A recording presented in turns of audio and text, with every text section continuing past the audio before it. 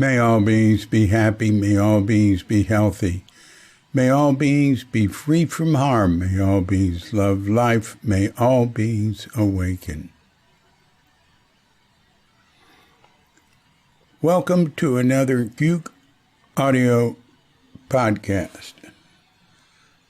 I'm DC Puba of Cuke Audio and Cuke Archives, preserving the legacy of Shunryu Suzuki and those whose paths crossed his, and anything else that comes to mind. I pray that you and yours are safe and comfortable, free from economic hardship, and able to get out and do whatever it is you want within the limitations of the universal precept of do as little harm as possible. Today we have a guest, John Palmer, who I met at the Zen Center when I first came in 1966, and he's had a rather interesting path. I was very close with his brother Laurie through the years, and I have seen John some. But we did a formidable podcast with Laurie. I had a few conversations with him before he passed on, a few months ago, or last fall or something. I can't remember. So John and I had contact through that. And anyway, we talked last night for 4.5 hours. And I'm not going to put that all up. So this is what I came up with from what John had to say. Wow, this took a long time to get ready, I'll tell you. It's a shaggy dog story, and I took about 40 minutes of the shag out. And but it's a unique picture.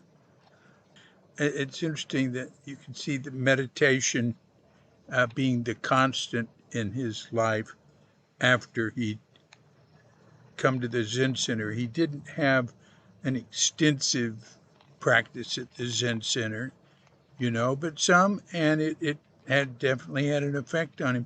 The main thing he has to say about Shunryu Suzuki, the main thing he remembers, and it still guides him, is to see your thoughts like clouds in the sky and let them pass by. And the meditation followed him through all his psychedelic trips, moving from one place to another, women, children, drug dealing, and time in prison. And let me warn you, especially in the I think around the first hour, there's some weird noise happening. Maybe he was doing something sounds like sharpening a knife, or, you'll see when you listen to it, he's always doing things, creating things, making things, hustling things. So I think he's doing something while he talks. And I should tell people not to do that, because frequently I don't notice when I'm talking to them. And then I'll see they were typing, or sometimes they'll eat while they're talking, or doing different things, cleaning. And anyway, I took some of that out, but some of it's there. So it's a sort of scraping sound. And we'll get right into that after our pause to meditate. So when you hear the bell, hit pause, if you wish, and meditate or whatever for as long as you wish. And when you're ready, hit unpause, and we'll hit the bell to end the meditation. And we'll give John a call.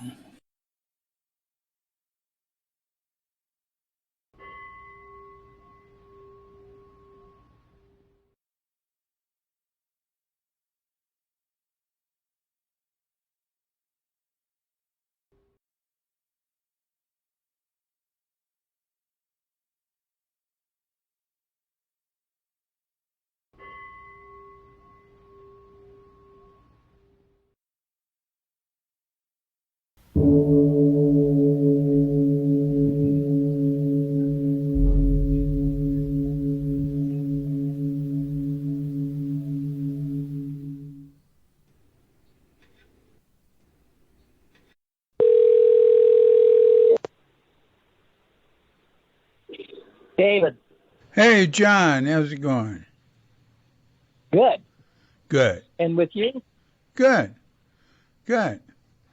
What are you up to?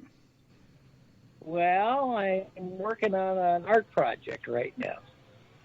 What is it? I didn't want to start breakfast yet because I knew we were going to have this phone call. So. Uh-huh. Yeah, and what are you up to? You're at 5 a.m. We're having major construction going on in the house, and my wife's staying with a friend, and I'm just sitting here working and responding to whatever they need when they need it. And it's very, very noisy, and I sort of enjoy it. And I'm even working most of the time with audio, with earphones. And I have, all this banging and stuff going on.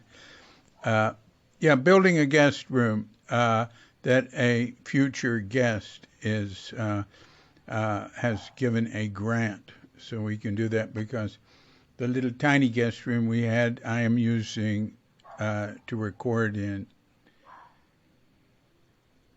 So how do you spend your day normally? Working. I really enjoyed talking to Loring so much last year. Well, he enjoyed talking to you. Yeah, that was great. So tell me about this art project you're working on. Oh, it's just collage stuff. Oh, I love collages. Yeah. So it's kind of fun. Oh, yeah. But I just got back from Brooklyn where I had a new grandson. Really? Come into the world. Yeah. Wonderful. And from who's how are you connected to the grandson?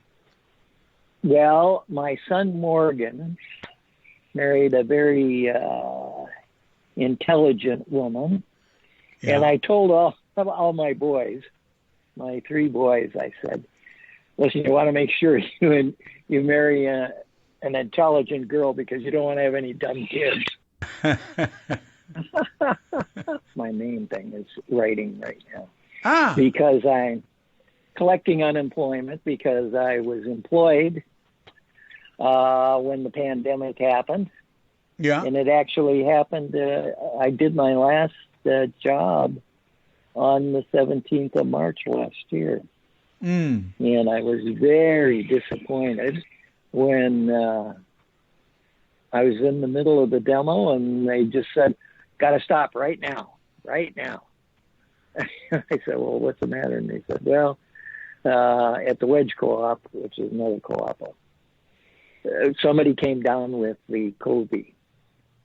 So that was it. And what were you doing? Oh, I was demoing supplements. So like in a mall?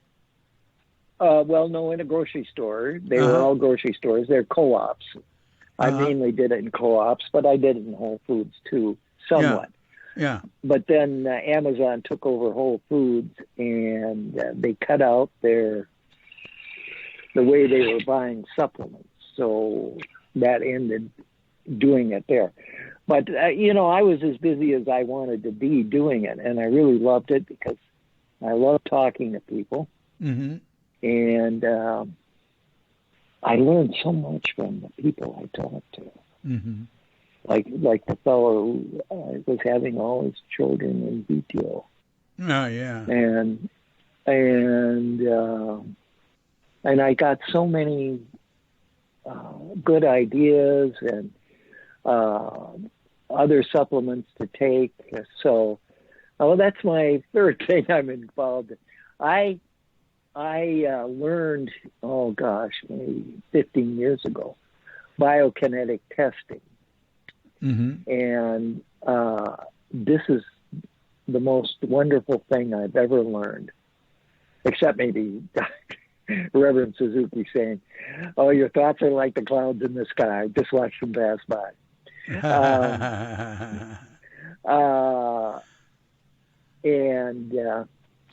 So what you do is you take whatever it is you want to take, and you hold it either at your hara or at your heart, or some people use their throat, and you hold it there, and then you see if you go forward or backward. Mm-hmm. If you go forward, that means your body likes it. If you go backward, no, don't take it. And there are a few times where you will be in the middle, just totally neutral. And if that happens, I usually don't take it because I don't need it that much. So what's this called? What's this called again? It's called biokinetic testing. And I've taught maybe personally over 2,000 people to do this. And, some people have attacked me in the grocery store saying that I'm a witch doctor because I was showing other people how to do this. Doctors are the most upset. Oh, yeah. Because they can't possibly see how this would work. Yeah. And it's just a type of dowsing. Yeah, it is. That's exactly right. Very insightful. I had never thought of that. Dowsing was done by the Marines. It's done by the Marines to find tunnels. I learned how to do it and to find pipes, which I used at Tassar and Green Gulch. You got to develop a knack for it. But I'd get close or I'd find something, and sometimes I'd be off. But if you get good at it, it's you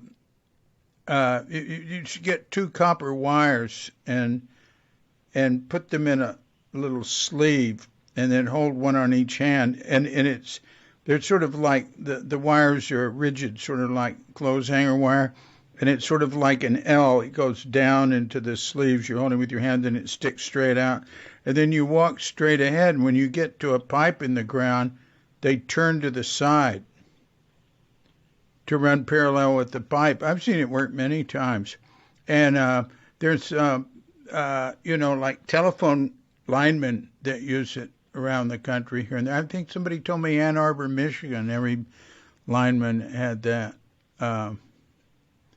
And I've known dowsers who I knew an Asian art dowser. He could just put his hand over something and tell you. And he did it with experts testing it, and they were blown away. He's a crazy guy too. Anyway, that's neat. That's neat. You did that. I've never heard of that, but you can see it makes sense to me. Okay. I should send you, I'll just send you the one chapter out of the book. And what's the name of the book? Biokinetic Testing. So, hey, John, the talk you gave at Loring's memorial was really good, and it's just part of the funeral. And I've thought of just downloading the whole funeral and keeping it as part of the archive. I got to go find that link. It's available. They sent it to me. But your talk was really good. It was long, but it was highly informative, talking about your relationship with Loring and it was very touching. And now I'm not going to ask you to recreate that, but I'd sort of like to go back in to sort of like your way-seeking mind story, where your life has brought you and how you started getting there. Uh, if you'd be so kind. Sure. All right. Um, But before we go any further, I'm calling you Skype to phone, right? And it can just hang up.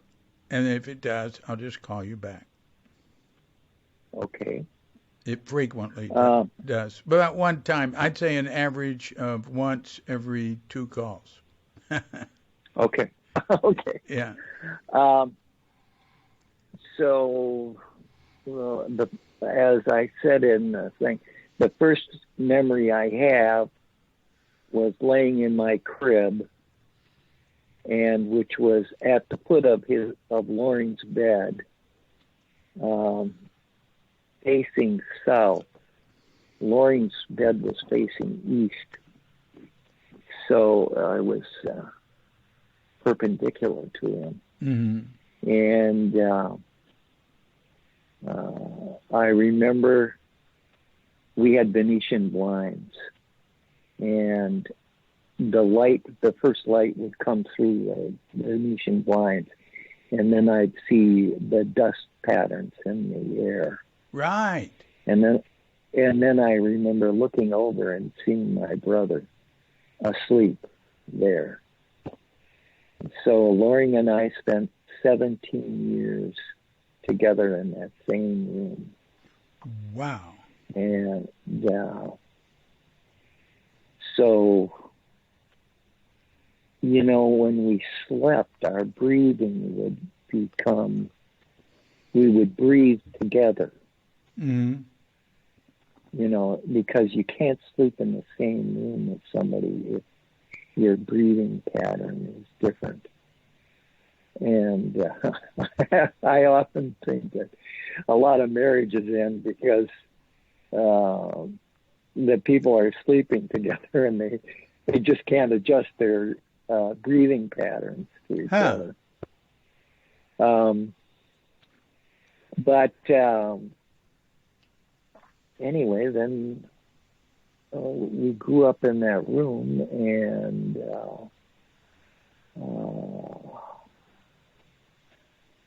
we'd wake up in the morning, and we'd both have to get ready for school, and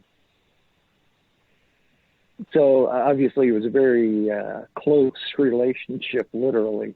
Mm-hmm. And Loring had the south side of the room, and I had the north side of the room, and we both beds faced east.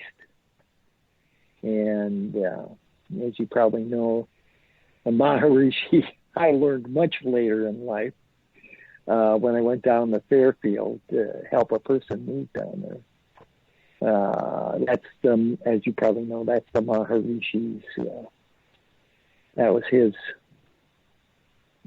group settled there in the middle of America, right? He wanted to be in the middle of America. Oh, yeah. So anyway, he said, "Oh, you should sleep facing east. Everything is facing east." Well, anyway, then I got very interested in. This was during the war, of course, World War II, when we grew up. Mm. And when the war ended, it was like I saw my first electric train in 1945. Oh, we went nuts. And it was the end of the war, so they hadn't shifted over totally. I mean, they were in the process of shifting manufacturing over to peacetime. And so there were just a few trains out, and of course they sold out rather quickly. So the next year, we wanted an electric train really bad. And my dad loved trains too. And so he was happy to indulge us, and we got a catalog from Lionel Lines.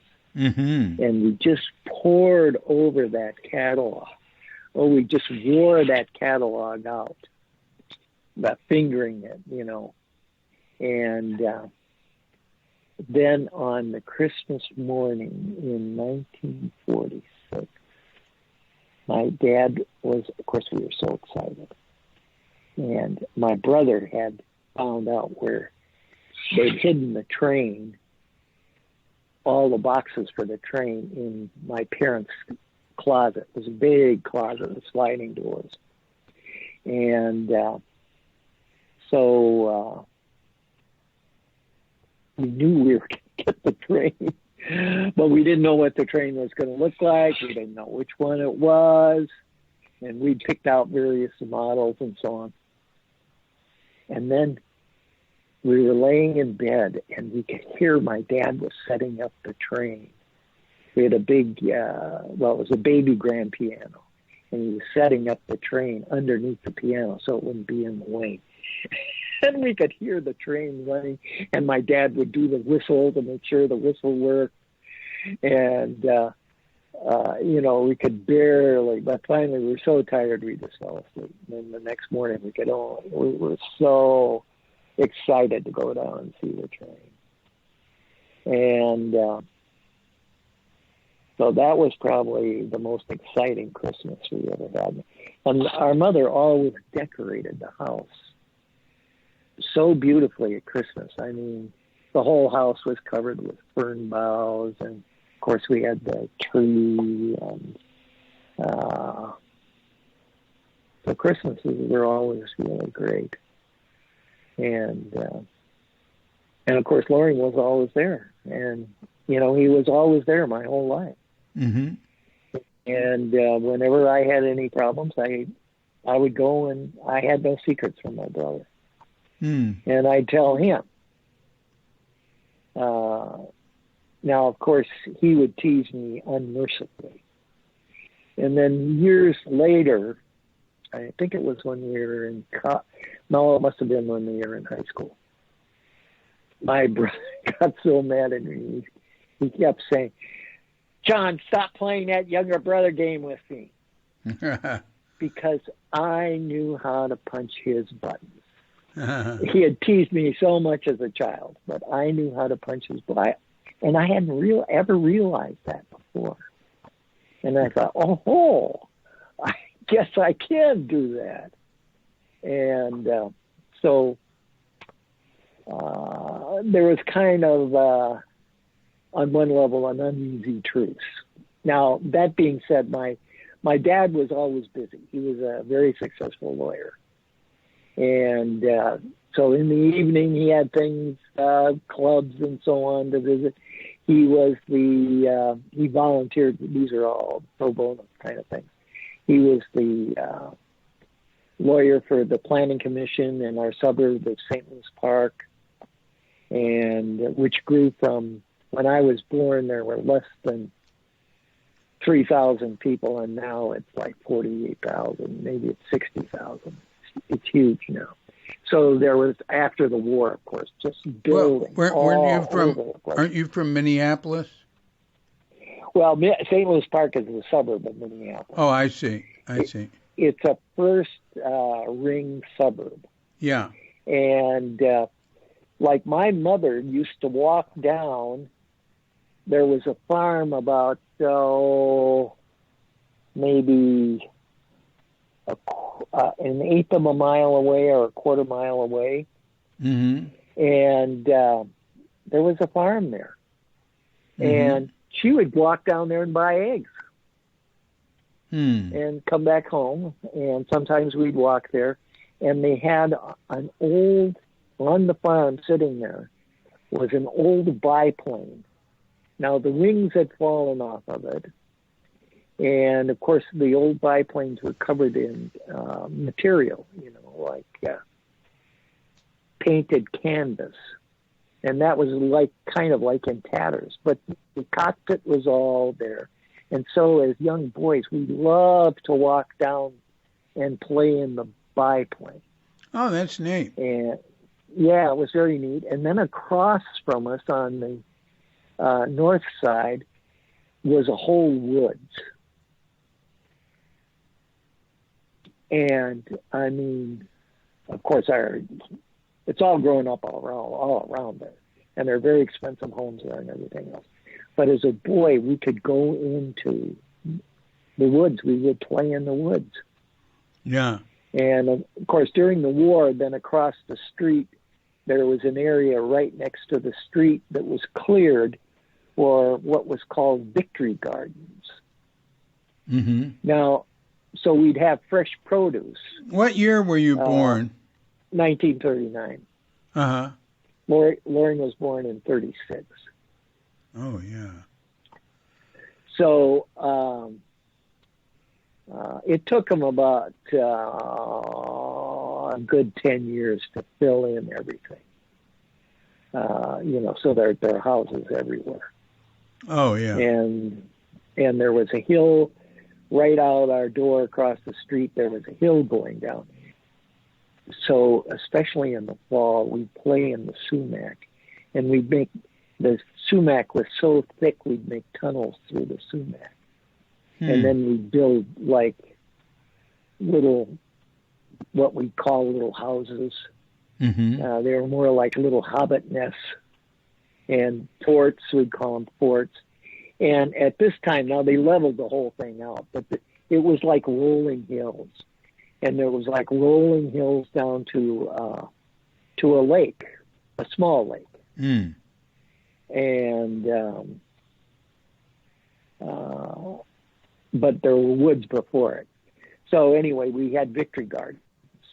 And then, of course, our first getting in trouble with drugs was in the victory garden. We started smoking corn silk. Yeah, well, what's that like? It's like a sore throat. Mm-hmm. I mean, it didn't really do anything, but it was like, oh, we were smoking, Right. Well, they let everybody have a plot in this cleared area Mm-hmm. for a garden, for a victory garden. Well, ours was the one garden was right next to the road because we lived right across from it. And,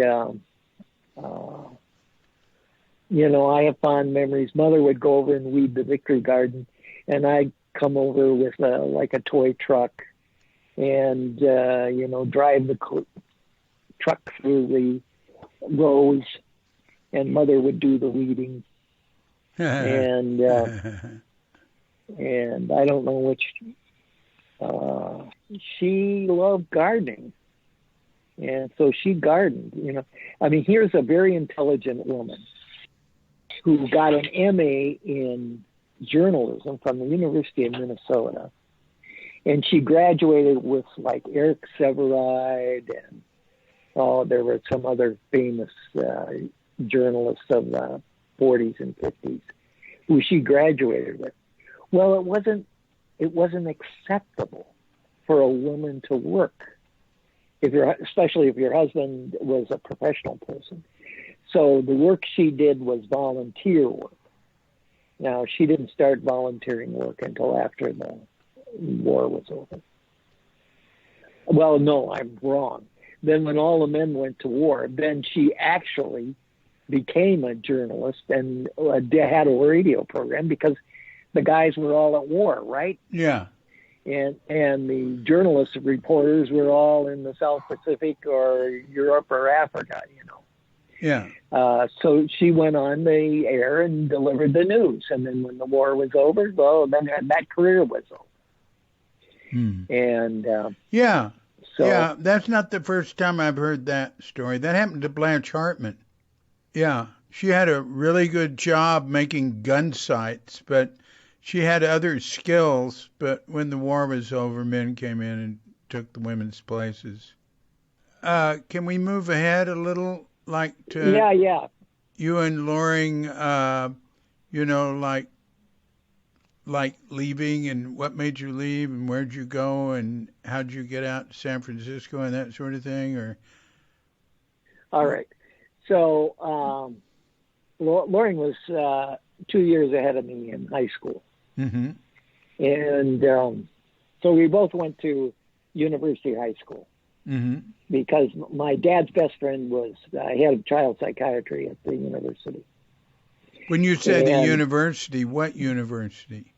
University of Minnesota. Uh-huh. And which is huge. I don't know.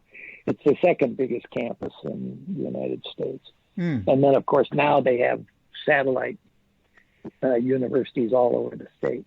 Mm. So we went. That's why we went to University High School. Well, it was quite a ways away from home. So Loring ended up.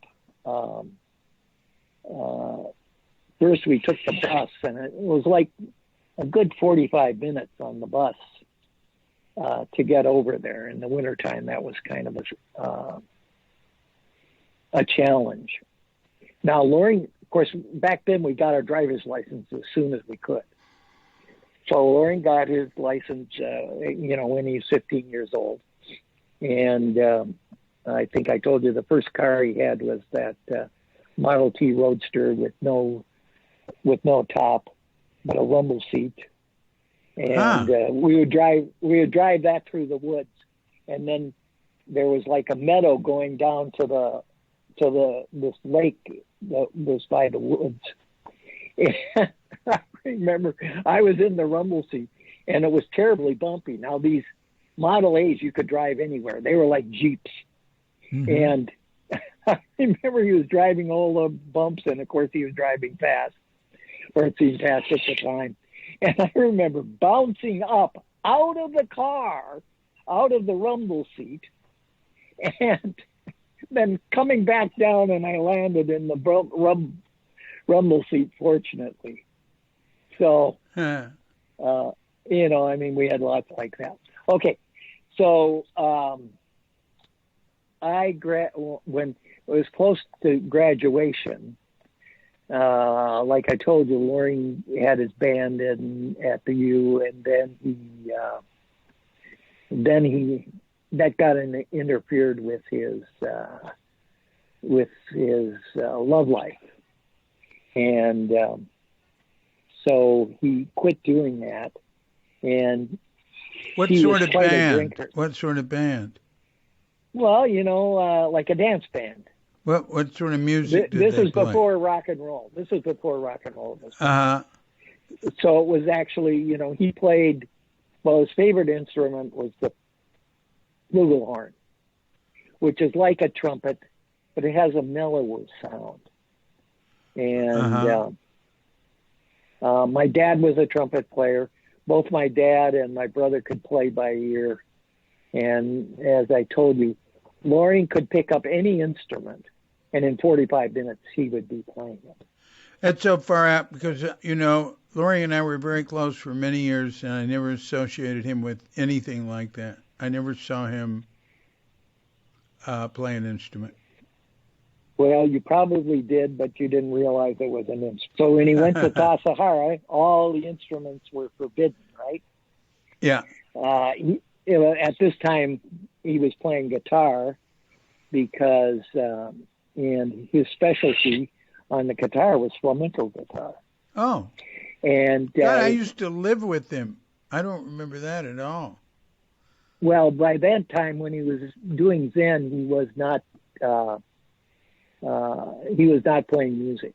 Yeah, incidentally, people can have musical instruments at Tassajara to take off Tassajara property during their time off or on a day off. Well, he did carry guitar down with there, and then they told him, "Oh no, you can't have guitar." Well, that would have been that would have been early on, because later that wasn't the case. Yeah. Okay. Now he did wake up early in the morning, and he swung the log into the gong to wake everybody up. Yeah. That was his musical instrument. Yeah. Yeah. So he did have an instrument, the Tassajara. Yeah, well, that's true. I mean, we had a lot of instruments. Actually, a handheld bell wakes people up. You run around, and when you slinging the log into the big bell, that's a time bell that is rung in the morning after we're sitting there. It's beautiful, and then in the evening, the last thing while we're sitting there, it hits sort of to tell the time. With Okay. The Han and the bell inside, at certain intervals. Well, the one time I came down, which was early on, to Tassajara, Loring was there, and Loring said, he got me down there. He said, "Oh, John, you got to come down to Tassajara." And I said, "Okay, I'll come down." I don't know if it was a weekend, but probably not a weekend, 3 days or so. And it was in the process of being built at that time. And you mean the kitchen was being built? Well, I don't think I think they were building Reverend Suzuki's place where he was going to stay, and I remember they putting gardens in, and I remember they were getting the auto shop. I don't know if it was actually an auto shop. Oh yeah, all that stuff together. The auto shop was there already when we bought it. Yeah, that was an older building. Yeah. But they were getting whatever they needed, tools. Oh yeah, we were always working on fixing things up and changing, remodeling the cabins that were there, expanding the one Suzuki had, and doing various things, tearing stuff down, building stuff up. It's always happening. It's still happening. Okay, let me ask you a question. So Loring wants his ashes at Tassajara. Oh yeah, great. Contact me about that, because I know who you should talk to. I told you about Loring being the musician, and at age 14 playing in Whoopie John's old-time polka band, going to South Dakota, getting fireworks and grain alcohol. And so our first psychedelics were grain alcohol. Well, my dad had a liquor cabinet too. And he actually, because my dad grew up during Prohibition, and my mother and dad today they would be termed alcoholics because they drank on the weekend. Drinking on the weekend, you were saying that's alcoholic? Well, they would drink, they would start Friday night and end at noon on Sunday. Far out. And they would be drunk the whole time. Far out. Well, yeah. All right. Yeah. And my dad always had a big liquor cabinet. Uh-huh. I mean, Prohibition, right? Yeah.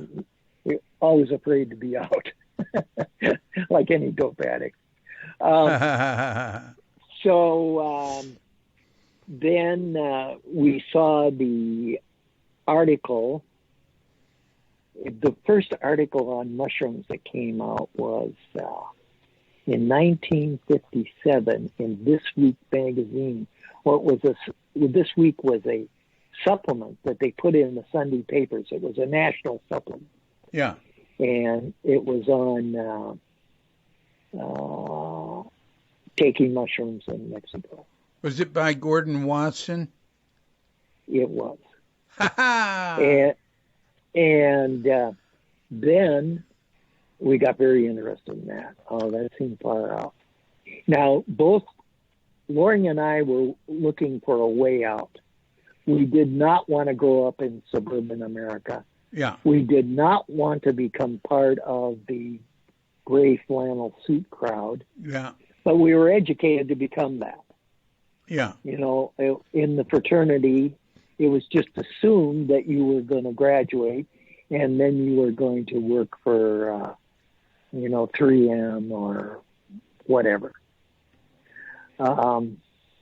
So we didn't want that. We were looking for a way out. So mushrooms looked like a way out. Then Loring was in school, and he was quite an alcoholic. But when he quit the band because he wanted to have more sex, and I told you about the time he had 3 women in one night, and then he went feral, but he went so he couldn't have sex anymore for 3 months. He couldn't have sex. I remember that. Right. Yeah. So then he got the idea. Well, look at all these fraternities are buying all these kegs of beer. So he went to he went to several of the local breweries, and he said, look, I'll be your representative on campus. And what you can do is you can bring in your coasters, your napkins, your cups with your logos on them, and we'll sell them your beer. And so they went for it.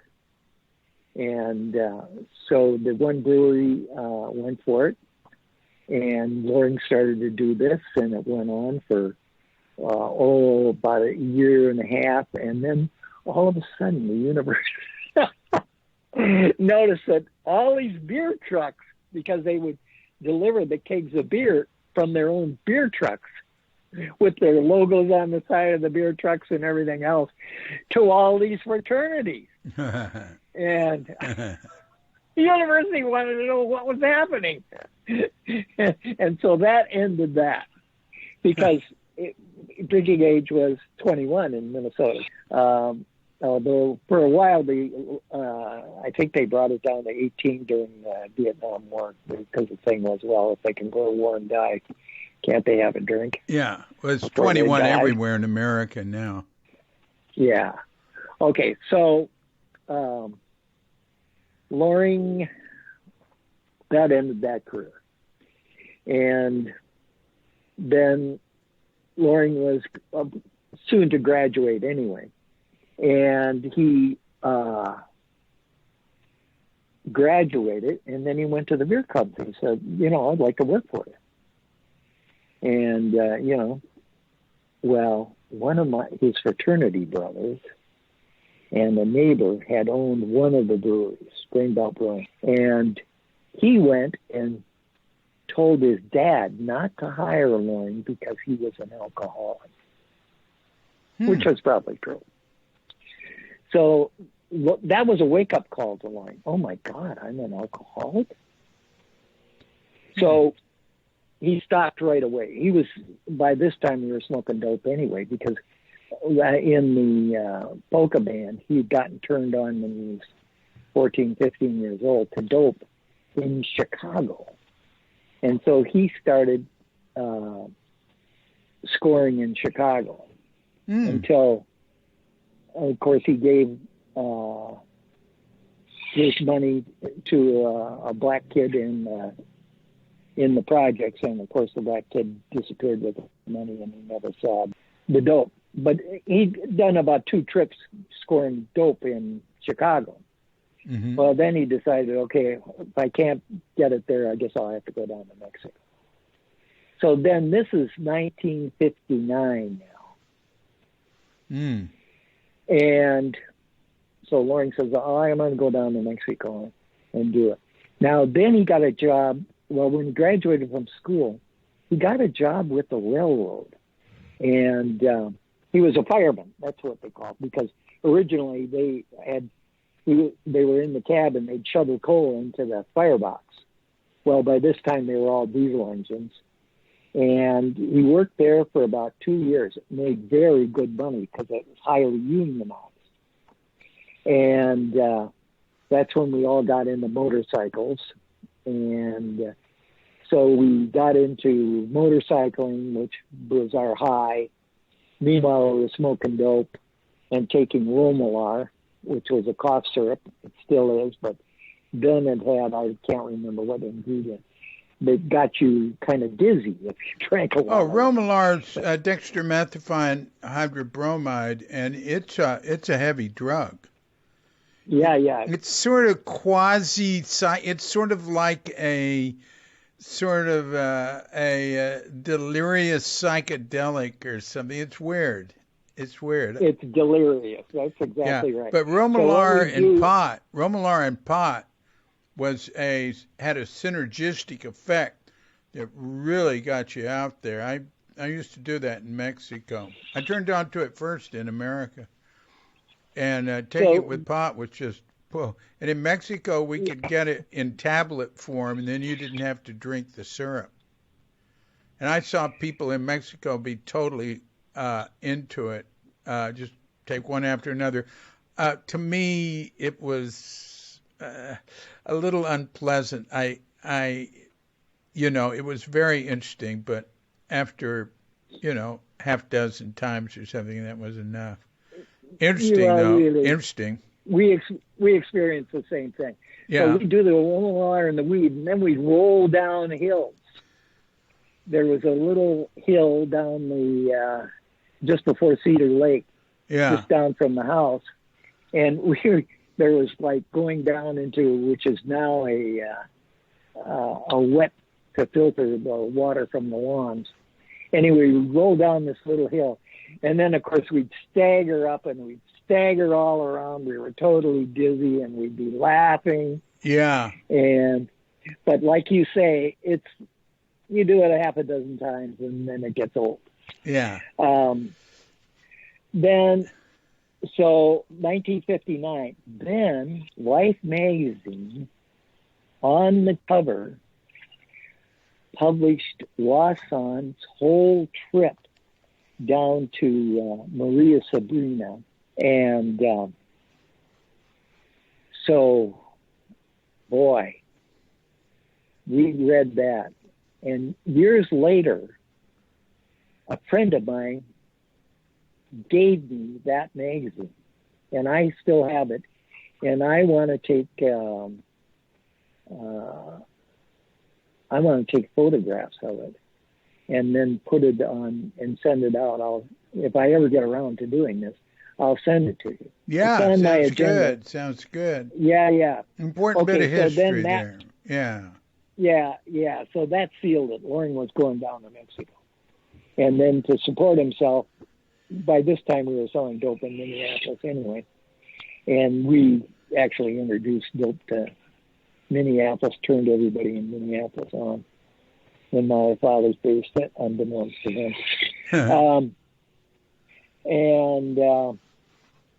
So Loring would go down there, and then he'd send the dope up to me, or else he'd bring up a quantity. This is in the old days when you could get away with this. Yeah. And he'd send it up stuffed into teddy bears. Well, while we were at Zen Center, or maybe just before, that got busted, 1965. So when I came back when I came to San Francisco, okay, how did I get to San Francisco? So Loring settled into San Francisco to go to Zen Center. He'd heard about it. This is 1964. Uh-huh. And as I said in the remembrance, we sat our first sitting on the Upper East Side in New York City, because I was visiting Cindy, my future wife at that time, in New York. She was working for a publishing house. And then, so we sat, and as I remember, I said, the Zen monk who was there, a Japanese, who spoke very broken English, he didn't have a watch. And I kept thinking, well, we're sitting for quite a long time. But you know how your brain goes into the different stages of brain waves. Yeah. So, finally we reached the inner brain wave. And so we just continued to sit there. and we were just lost, in the meditation. We were just gone. And then the guy rang the bell, and then he apologized. Oh, he said, I didn't know we had sat for so long. And, we were totally cooled out after that. And, oh, wow, this was great. Huh. And so that's when Loring decided, okay, I got to find a Zendo.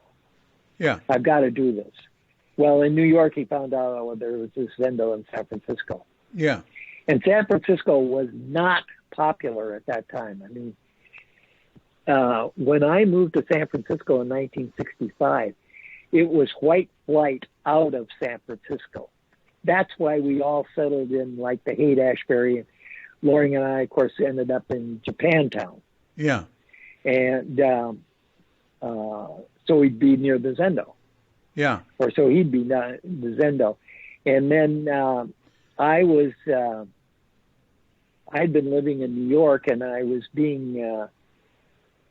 waiting to be, Leary had in 64, in the fall of 64, Leary came into, I think it was Parsons Design School's auditorium and gave a lecture on psychedelics, tune in, turn on, and drop out.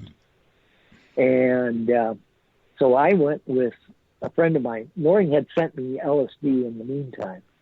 We got turned on to LSD for the first time in about 62 or 63. Wow. We had a good friend that Loring had who was going to Harvard Medical School. Oh. So he was all tuned in to what was happening with Leary. And he said, oh, you got to try this. And so he wanted pot. So we traded pot, or Loring traded pot for LSD. And of course, we got pure Sandoz. Mm-hmm. And so I had turned on all my friends, and we were like, living, they didn't call us hippies then, but, we were all living communally in San Francisco. Bohemian or beatniks. Yeah. And so we were kind of relishing that, city lights and Ferlinghetti and all that. We took the LSD, and Loring went to Idaho with Eric Storley, who you probably know. Yeah, I did a podcast with him. Yeah. And Eric's good buddy is Fred Hoffman. And so... Oh, yeah. Yeah. So we all get together every so often, Eric, Freddie, and I. And sometimes we sit together, and sometimes we just have meals together. And anyway, we have a great time. Okay, so these things are all going on at the same time. I mean, like I said, I realized that a timeline is almost impossible, but it's like a collage. Yeah. So my reminiscences are like a collage. Let me ask one question. Wasn't there a time when Loring was shipping peyote up to Minneapolis? Oh, yeah. I mean, peyote and... mushrooms?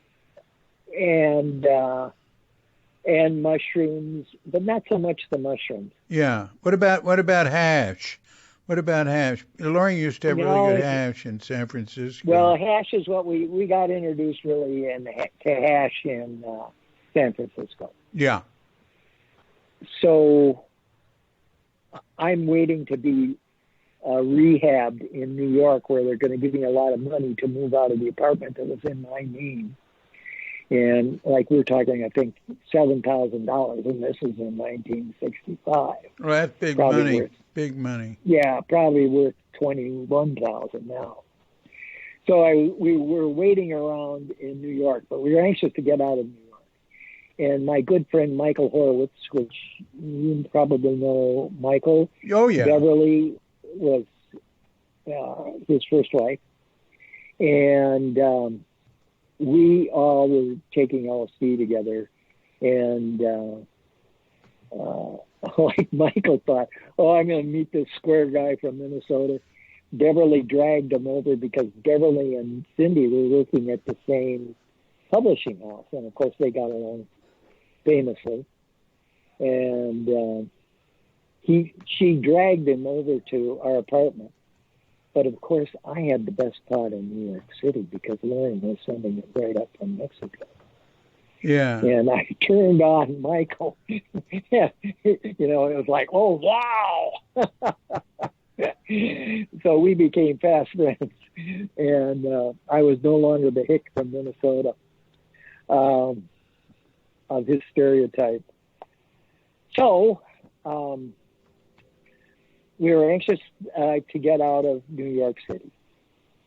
And excuse me, $7,000 in 1965 would be worth about $60,000 now. Oh, wow. Well, you can see why I was waiting around. Yeah. Yeah. Okay. So his friend was Galway Canal. He had a friend, Galway Canal, the poet. And Galway Canal had a place in Vermont. God, what's the name of that town? I can't remember. It's fairly near the border. And so Galway wanted somebody to live in his place up in Vermont. And this was fairly primitive. He did have an indoor toilet and he had indoor plumbing. And but of course he had his own well there. And the poop went out to a drain field, much lower than the house. That was kind of a wet area anyway. So all the poop went out there. And the one salient feature of that drain field was because all the poop went down there, it was just so rich. The rhubarb would grow 7 feet tall there. I mean, it was unbelievable. Okay. So we stayed up there and we took LSD once a week because that's the way Leary said to take That's right. And, that's right. And by this time we'd read all of Leary's writings to that date and then more. And of course we'd read Aldous Huxley and so on. And so four of us are all living up there, taking LSD together. Well, of course, we were all falling in love with each other, right? Of course, what? And, of course, unbeknownst to us, because we were naive about it all, we were all falling in love with each other. Uh-huh. Now, then one time, this was towards the end of the trip. We'd been up there about almost 2 months. It was absolutely gorgeous. There was this wonderful lake we would drive to, and Michael's dad had given his 1953 Chevrolet four-door Bel Air. It was gray with white trim, and we would drive to this lake in the car. And at that time, now it's a big tourist attraction. At that time, there was nobody else there. And we could swim there. We'd be coming down from LSD. We'd swim there, and the water was cool. Okay, and of course, we'd be naked. And then one time, Michael didn't want to leave the house. And there was this nice little road that led into the woods. I mean, the road was all overgrown and everything. And Beverly said, oh, I want to go into the woods. And I said, I did too. And Sydney said, well, I'll stay here with Michael in the house. So Beverly and I went up to just before the woods began. There were all these beautiful flowers, wildflowers. And I remember we were bending down, and I looked into Beverly's eyes, and then I knew, oh, God, I'm in love with you. I didn't say that, and we didn't say anything. Mm-hmm. We just knew we were in love with each other. Well, that blew the scene. That was too much for us to handle, that everybody was in love with everybody else. It blew the scene. Was there any jealousy? I mean, what's the problem? No, Was well, we anybody were married to saved. anybody? Were there any? Yeah, by this time we were all. Michael was married to Beverly, and I was married to Cindy. Uh-huh. And actually, Beverly and Michael got married because we had gotten married in March, and then they wanted to get married. Uh-huh. All right. Well, Well, okay. So, and I think Galway was coming back anyway. And so, middle of July, it was too much for us to handle. I mean, it was yeah, yeah, I like understand. dynamite. Yeah, yeah. Okay. So I said, okay, well, let's go back to Minnesota. And Loring was in San Francisco, and he said, oh, John, San Francisco is really wonderful. You know, you should think about coming out here. And so I said, okay, Cindy, you and I will go to San Francisco. So, and Michael and Beverly ended up going to Morocco. Ah, And so they spent some time in Morocco. And then Cindy and I got waylaid in Minnesota. And I had started the Minnesota, the Film Society at the university. the what And society? so, What society? Film Society, Uh-huh. the Youth Film Society. Yeah. Okay, after great objection by the powers that be at Minnesota, but then we put films on in the Natural History Museum. Okay, so then when I came back, I said, well, okay, why don't we do films again? This is 1965. We didn't have TV. We didn't have cell phones.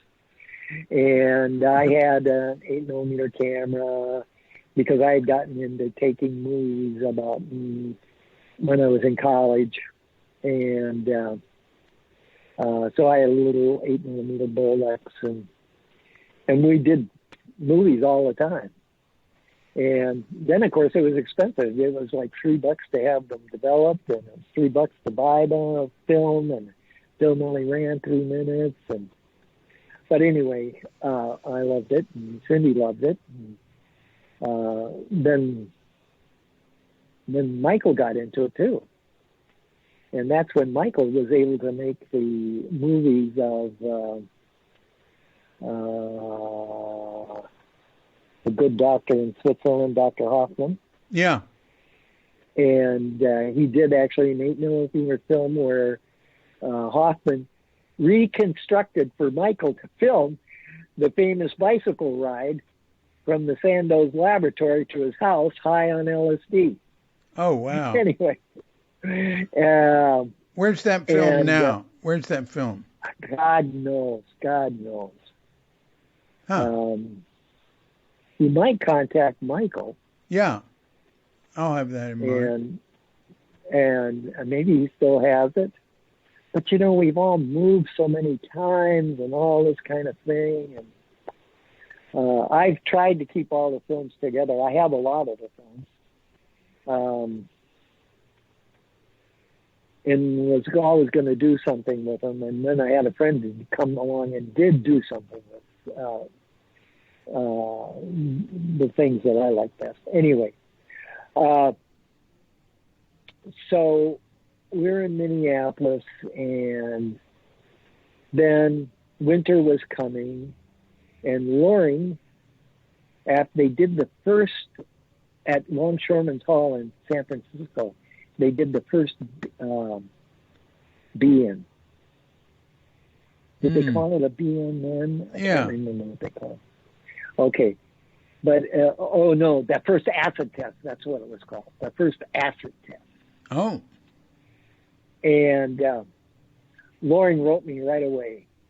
And he said, John, get your ass out here. San Francisco is where it's happening. So I said to Cindy, oh my God, we got to go to San Francisco. And he said, there's going to be another be-in. And then also one of my other very best friends, who I'm still very best friends with, it was Heron Gardner. He was called Rick at that time. And he was in San Francisco with his wife. So this is November of 65. Cindy and I get a driveway in a brand new Chevy Impala 4-door. We loaded up with everything we can fit in there. And I remember there was something that was long that ran down the middle of the driver's seat. And back then there were no seat belts, so you didn't have to have seat belts and whatnot. So we arrived in San Francisco, and Heron had said, well, you could stay with us until you find a place. So we stayed with them for about a week, and I needed to get a job. And Heron was working at the post office down there because of the Vietnam War. All the mail to Vietnam was going through San Francisco, Lincoln Annex. So they needed people. The post office was hiring like mad. I worked there in 66. There you go. Yeah. Exactly. So you know what it was like. Okay. Yeah. So we'd smoke dope on breaks. Oh, yeah. I do much more than that. Anyway, then we got there. We got there in time for the acid test. We did the acid test with, and Lauren, when we lived in Japantown, we lived on Buchanan Street, and we lived above that famous Japanese store underneath us that sold all these beautiful Japanese antiques. It was across the street, Honami. Well, this one they tore down when they built the Japan Center. It got torn down. Yeah, well, anyway, I used to live there too. I used to live in that apartment. Oh, you did? Okay, yeah. Okay, then you know all about it. Okay, we lived at the end one from the corner. Yeah, and next door was Gavin Arthur. Well, Gavin Arthur, there was another place. There may have been two places in between, and then Gavin Arthur. Right. The astrologer. Where there's 3 or 4 of us. 3 or 4 apartments there. Yeah. I can't remember, but I remember the 3 for sure. And then, of course, all the old beatniks were there. And it's cool. It was cool. And I remember when Jane Mansfield, because Gavin Arthur was her astrologer, showed up in her Rolls Royce with some very good-looking Hollywood wannabe leading man chauffeuring her about with her enormous breasts. And shortly after that, she was beheaded, in the traffic accident when the car went underneath a semi and decapitated her. Yeah. All right. So, and then I think I went through on the thing. So we were living upstairs. Loring was living on the main floor. He had the back apartment next to the kitchen. The kitchen was quite large, and it had a little dining area off of the kitchen in the very back of the. And then a young lady, Loring knows her name, she gave it to you, lived with her young daughter in the front. And maybe she was upstairs too. Anyway, Cindy and I had the back bedroom for, I think, $40 a month, something like that. Yeah. Plus utilities, which was like another $5. And so Loring said, well, let's do a trip. And we hadn't done it. Well, we did the trip for the acid test. And so we said, yeah. And he said, okay, I'll get everything arranged and we'll come down and have the trip. And then I described the trip to you already. Loring had the whole musical thing choreographed throughout the night. We came down there, we got totally stoned, and then in the morning, of course, the fog had come in. This was December. That cool fog had come in. Yeah. And we were there, and Loring said, let's go to Zen Center. It's time to go to Zen Center. So we're coming down. Sure, let's go to Zen Center. So Cindy and I went over to Zen Center with him. And there was his good friend, I can't remember his name. He was tuned into their remembrance. Daniel Agee? No, not Daniel. But Daniel was the first person. He and his Cindy were the first people I met in San Francisco. Loring sent me over to their place to score speed from them. Or else I was delivering speed to them. I can't remember which. Really? They were living on Potrero. I never saw any speed. I guess by the time I lived with Loring in '66, there was nothing but grass and acid, but not a lot of acid. Mainly really good grass. Maybe I'm wrong. Maybe it was grass, and I was making a delivery. Yeah. Maybe it was grass. Yeah. And Daniel Daniel was entering a contest. They were in bed when I came in to their place. They just said, "Come on in," and of course they probably just had sex. And then Cindy was quite taken with Daniel, and of course they had children together. Oh, you mean Daniel's Cindy was quite taken with him? Yes, and Daniel had made this model of this beautiful sculpture he wanted to do, which was the wheel of the Dharma, and which was all of these bodies interconnected going through the whole Dharma wheel. It was actually brilliant. Yeah. And Cindy was all into, or Cynthia. She didn't go back. Cynthia, not Cindy. Cynthia, right. Cynthia Yeah. was totally enamored with him because, I mean, the guy was a really good artist at that time. And so I talked with him and everything. We had a good time. I didn't really know Cynthia. I had met her in Minneapolis, and we had turned on in Minneapolis with dope. And so I saw them, delivered the dope, and then went back to Lawrence. And so anyway, we went over to Zen Center. We sat Zen, and we sat zazen, and of course, totally immersed in coming down and coming in there and smelling the incense and the beautiful dong, and so on, and just not knowing what to expect, but being totally open, it just grabbed me. And then doing the Pranya Paramita at the end. Oh God! Okay, I was hooked.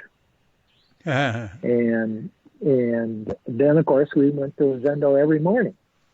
We'd all go to the Zendo every morning with Saga, and then we did some sessions.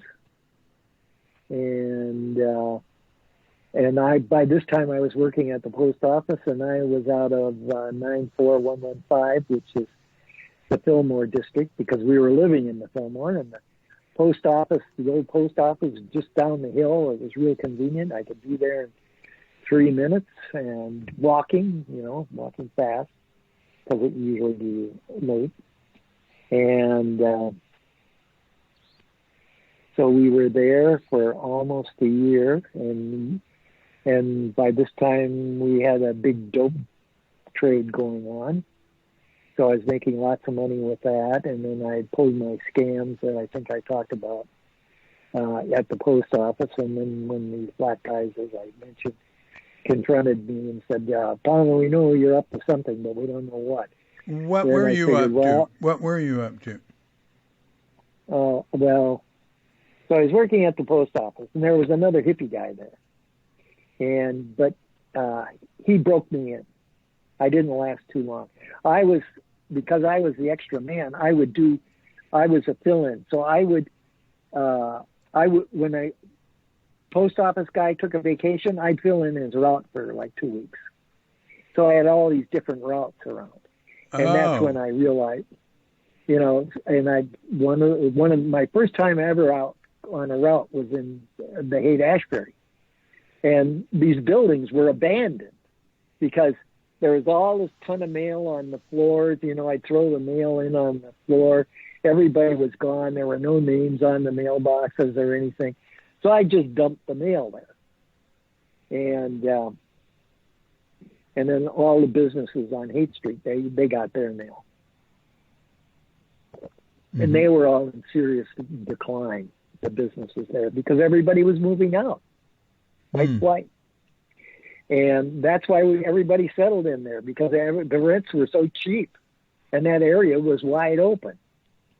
And very frankly, now that I look back on it, as far as the landlord's concerned, it was either these crazy white guys or it was the blacks. And because, the bottom of the Fillmore, the going down towards the Visadero, that was all black down there. Mm-hmm. And so going up there with the antique stores were all on Haight Street at that time. Okay, so then I thought, the handwriting's on the wall. Then a friend of mine I had met, who was, and I'm not sure how I met him, and I can't remember his name, was an architect. And he lived in Marin in this huge architectural house that was built by a famous architect. I can't remember the guy's name now. And he had a bunch of kids. He had, I think, 4 children. Maybach. He and his wife. Yes. And so he was house poor. I mean, he was trying to buy this house. Of course, the house was probably worth, I don't know, $12, $14, $16 million. Then I think he was trying to make the mortgage on it, which was like about $200,000. Anyway, so we became friends with him, and we said, well, in the conversation, I was selling him dope. That's all I know. Are you talking about Droshine? Was that his name? He's an architect that lived in a Maybach house in Marin. I think he lived in a Maybach house. And like the first event we had for raising money for Tassar that I can remember, and I helped organize it, was at Droshine's home in Mill Valley. That's it. Yeah. Well, this one is not in Mill Valley. No, not Mill Valley. I'm sorry, in Marin County.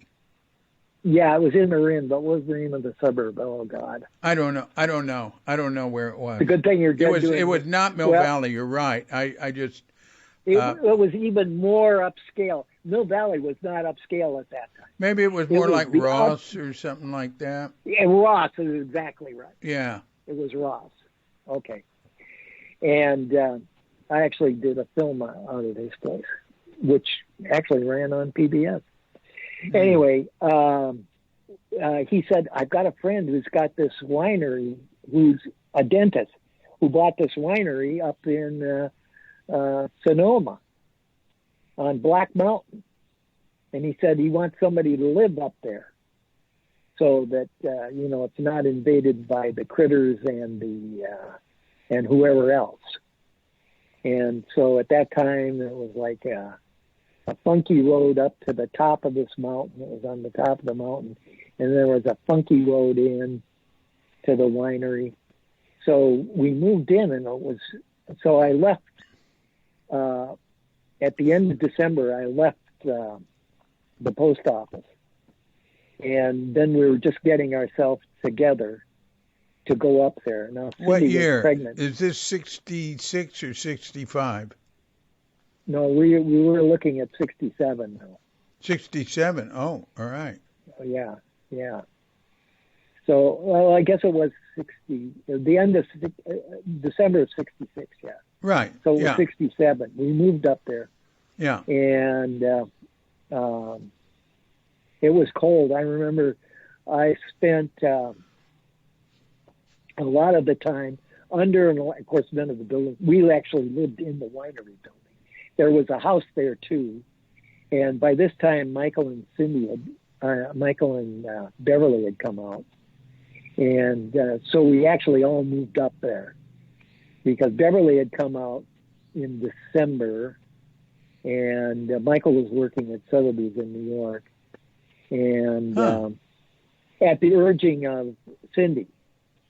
And she urged Michael. She went back to New York and said, Michael, we've got to move out there.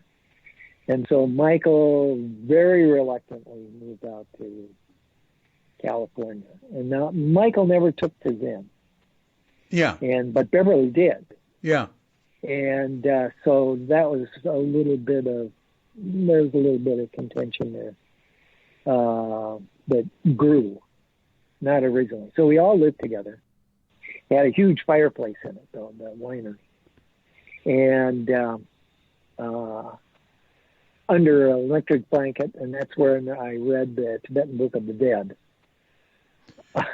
Underneath that electric blanket. Are you talking about the actual Liberation Through Hearing or Timothy Leary's version, the psychedelic experience? No, not Leary's version. That was just called the Tibetan Book of the Dead. I think I even have a copy of it now. Yeah. In fact, my present wife, Margaret, has it, and we read it for 49 days after Long's death. Yeah. I got some DMT up there. So I smoked DMT until in front of the fireplace, and in this cold, all wrapped up, sitting in a full lotus, smoking DMT. And then, of course, I saw the little green men. And there was a young couple, and they said, well, here, we'll introduce you to the little green men and everything. And then they wanted to recruit me. The little green men wanted to recruit me. And then I told the little green men, I said, well, you're just an illusion, too. Because I'd been reading Tibetan Book of the Dead, right? Uh-huh. So I just told them, well, you're an illusion, And at that point, I did it maybe once or twice more, and they lost interest in me when they realized they couldn't recruit me. So they just lost interest in me. So that was my brush with the aliens. And they were more much like everybody talks about. They had big eyes and the kind of teardrop heads and these little tiny bodies and great big eyes. And I think they had little pointed ears too. Or big, rather, not too big, but not like their eyes. I mean, they were all eyes. So anyway, then one of the more interesting things was one day, it had snowed up there. It's kind of unusual to snow up there. Yeah. And very we unusual. went outside, and then we saw big cat tracks going up to the window, and a mountain lion had come up there and looked in the window to us while we were asleep. Now, by this time, I was sleeping in the house, too, because with the snow on the ground, it was really cold. Yeah. And there's still mountain lions around there. I was living in Sonoma County at the top of Grange Road, and Katrinka was driving in one night and had a big mountain lion run right in front of the car, just leap over it as she was turning into our driveway. And that's God. That's just 10 years ago. Oh my God, yeah. Oh, geez. I did not let my son Clay go out to take the trash by himself to the street, and I would think about it if I did. Look. Yeah. But we had sheep and never got any of the sheep in the area. Huh. Of course, the sheep we had were, what are they called? I forget. They're big rounded horns. What are those called? They're like a spiral. I had to be careful of them, too, because they'd butt you. I can't remember. I can't remember what type of sheep they were. Well, bighorn. No. They weren't bighorns. Yeah. So I want to go back to the Zen Center. because you mentioned going and sitting there. You haven't said anything about did you meet Suzuki at some point? Oh yeah, of course we did. When you go and do what do you call it when you go and have your Doksan. interview? Dokusan. Well, what do you remember of that? What do you remember about Suzuki? Well, I mean, he was the Reverend.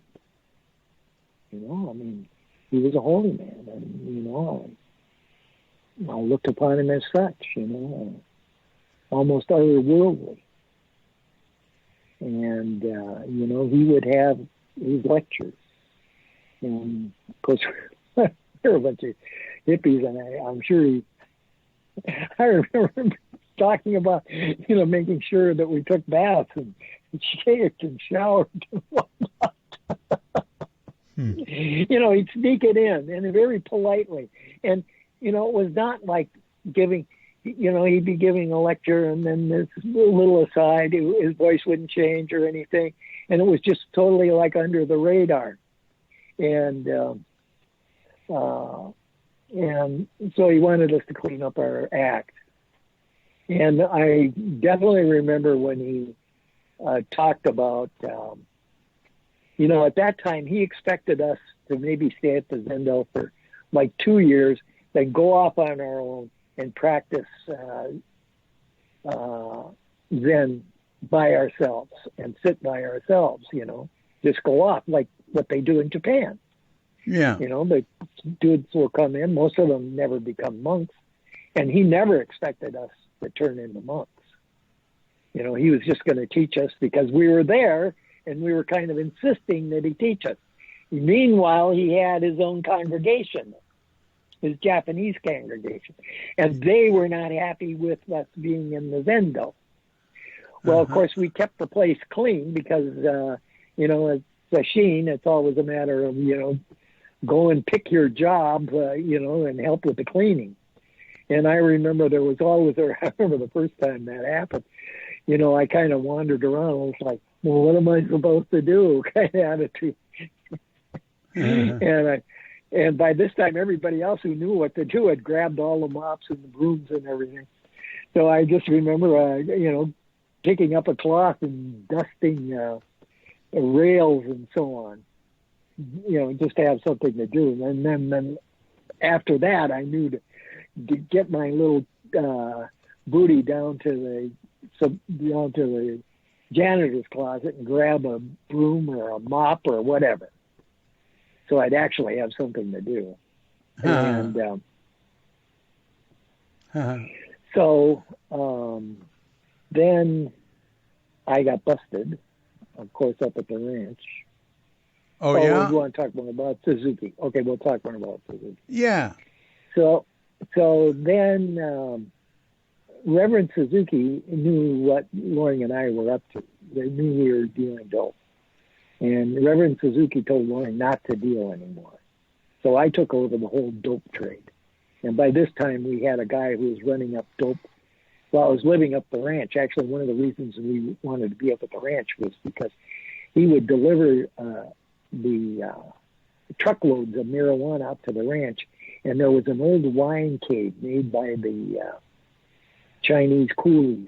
And you could see the individual marks left by the picks on the wall. This had been picked out into that side of the mountain through the rocks. And I thought, oh my God. And of course, that place was perfect. It was guarded by tens of rattlesnakes. Ah. And the beginning of the cave was all built up so the land wouldn't fall in, with rocks that were piled up and, put in. And they would live in those rocks because the rocks would warm up during the day and they could be in there. Now, if you went in the morning when it was cold, the snakes weren't there. You didn't see them. Yeah. But then if you went in the afternoon heat, you'd see them. But you'd make lots of noise and so on, so they knew you were coming and they'd back off. But it was always a little bit dicey. You know, you always wondered what was going to happen. So they guarded the cave. So anyway, we're doing that, and I decided, of course, to plant some pot around because I had tons of seeds. And of course, that's why I got busted, because a fire inspector came in. He had just taken a course in marijuana identification.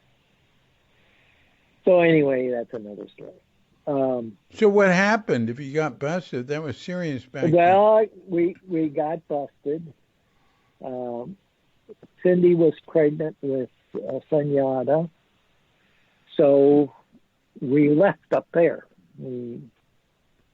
Of course, we were persona non grata with the dentist. He never said anything, but the architect. But wait a minute. If you get busted, that means the police take you to jail. Yeah, but I got sprung right away. We paid the bail, and I was out. And then what happened? What happened legally? Well, I was in the St. Helena jail for like overnight. That's it? That's it? That's it. How much pot did they find when they busted you? Oh, not a lot, you know. There were maybe, I don't know, maybe 2 or 3 dozen plants scattered about. Oh, so they didn't, they only found plants?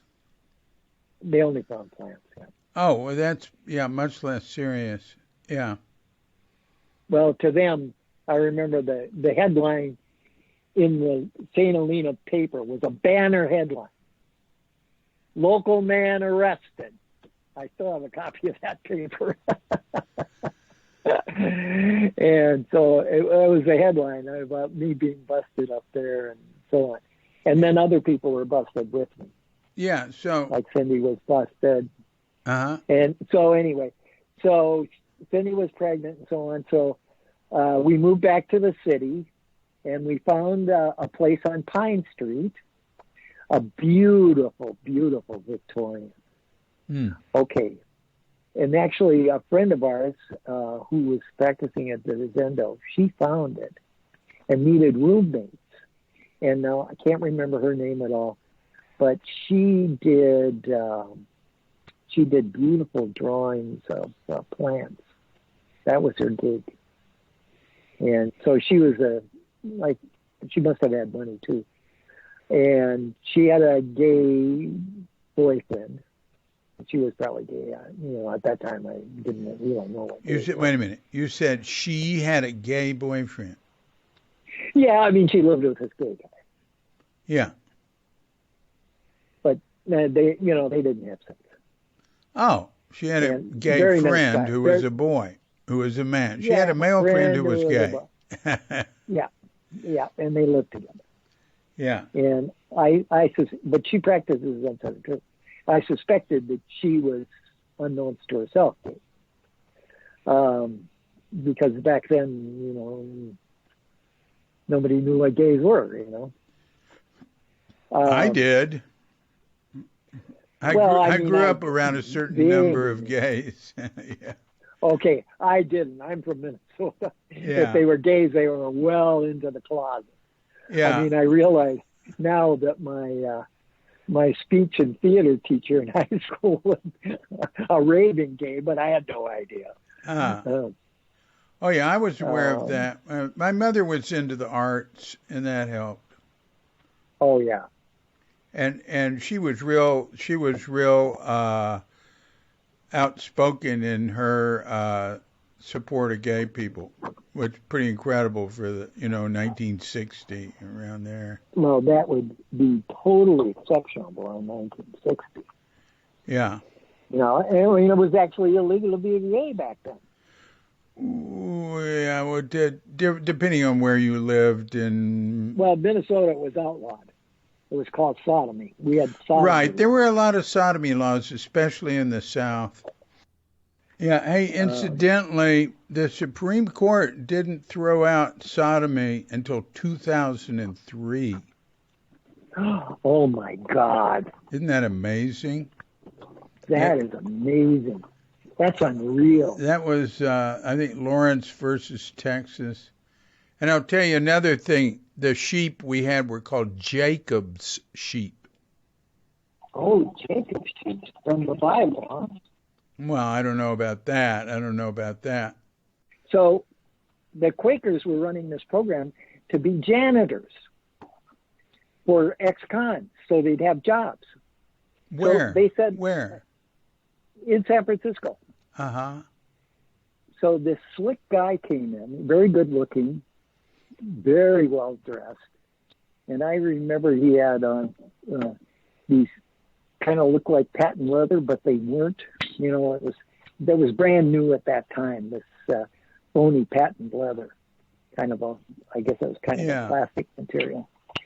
And he taught the program. So I'd go in every day and for a couple of hours, and he'd teach us how to be janitors. And meanwhile, we're living on Pine Street. Meanwhile, we're back in the Zendo. And this is when they're talking about buying Tassajara. And to get back to Reverend Suzuki, Tassajara, Reverend Suzuki, as you know, was originally opposed to Tassajara. He wanted us just to, go 2 years to Zendo and then go and practice Zen on our own. Well, of course, we didn't want that. Huh. And then Dick Baker was president of Zen Center at that time. And that's true. I'll be honest with you. Not everybody liked Dick Baker. Oh, is that so? Well, that is shocking to hear. You're kidding, right? Yeah. Yeah. I liked him. I got along really well with him. I got along with him. I liked him well enough. But, he was straight. The rest of us were all kind of hippies, right? Yeah. Well, he was semi-straight. I mean, yeah, he was kind of a wannabe, but he was working at Berkeley, as I remember, right? Well, he was working for the University of California doing conferences. That's it. Yeah, he did the first LSD conference. That's right. And he did he did the first big poetry, or maybe the only big poetry conference like that, with the Beat Poets, and he was very close. He'd worked at like Grove Press or something in New York, so he was quite familiar with the art scene, the poetry scene. He knew all those people. He just wasn't a hippie. He wasn't. He was totally not a hippie. But he was very good at organizing, as you point out. Yeah. Yeah. And of course, everybody. Now, who saw Tassajara originally and realized that? Well, some people had seen it, but he's the person that made it happen. Philip Wilson had been there. Graham Petchy, they'd camped out around there. They more related to the woods, and maybe they walked into Tassajara. They didn't have stories of Tassajara, but they knew the area, and I think they'd been in there. Ed Brown was the first, and Alan Winter were the first people to live there. They were both. I think Alan was first. I think he before was Zen Center bought it. This is before Zen Center bought it. Yeah. Alan was living there and doing maintenance of some sort. And Ed came in to visit him and got interested in cooking and baking, and he ended up working in their kitchen the last summer, right before we bought it. There's other people that had been recommending it to Dick Baker as a place. Margot Doss, who wrote San Francisco at Your Feet, did all the hiking stuff. She told Suzuki he should get it. Fred Roscoe, who owned Discovery Bookstore, had been a co-owner with the Becks of Tassajara, and he'd tell Dick to get it. Uh, so, Dick looked at it and he took Suzuki there in the spring of 66. So quite a long time took to, and originally we were going to buy the horse pasture because it was just too much money for Tassajara. We raised money for the horse pasture, and then the Becks ended up coming down in price, and at the last minute, and in December of '66, the $20,000 down payment for the horse pasture went to Tassajara, and it was all very exciting. And I guess it was when Suzuki went down there, he was opposed to buying it because he wasn't. So much money. No, he wasn't. Oh, okay. You remember it differently than I. No, I'm very interested in hearing you. I've never heard anybody say this, what you're saying. Okay. So I'm very interested in hearing it because, all our memories together create a sort of mosaic. Exactly. Okay, I remember. Well, I'm very definite about this. Uh-huh. He was very. He was like, how can we ever raise this money? How is this ever going to happen? Uh-huh. He just wanted to be a priest. He had his congregation. Yeah.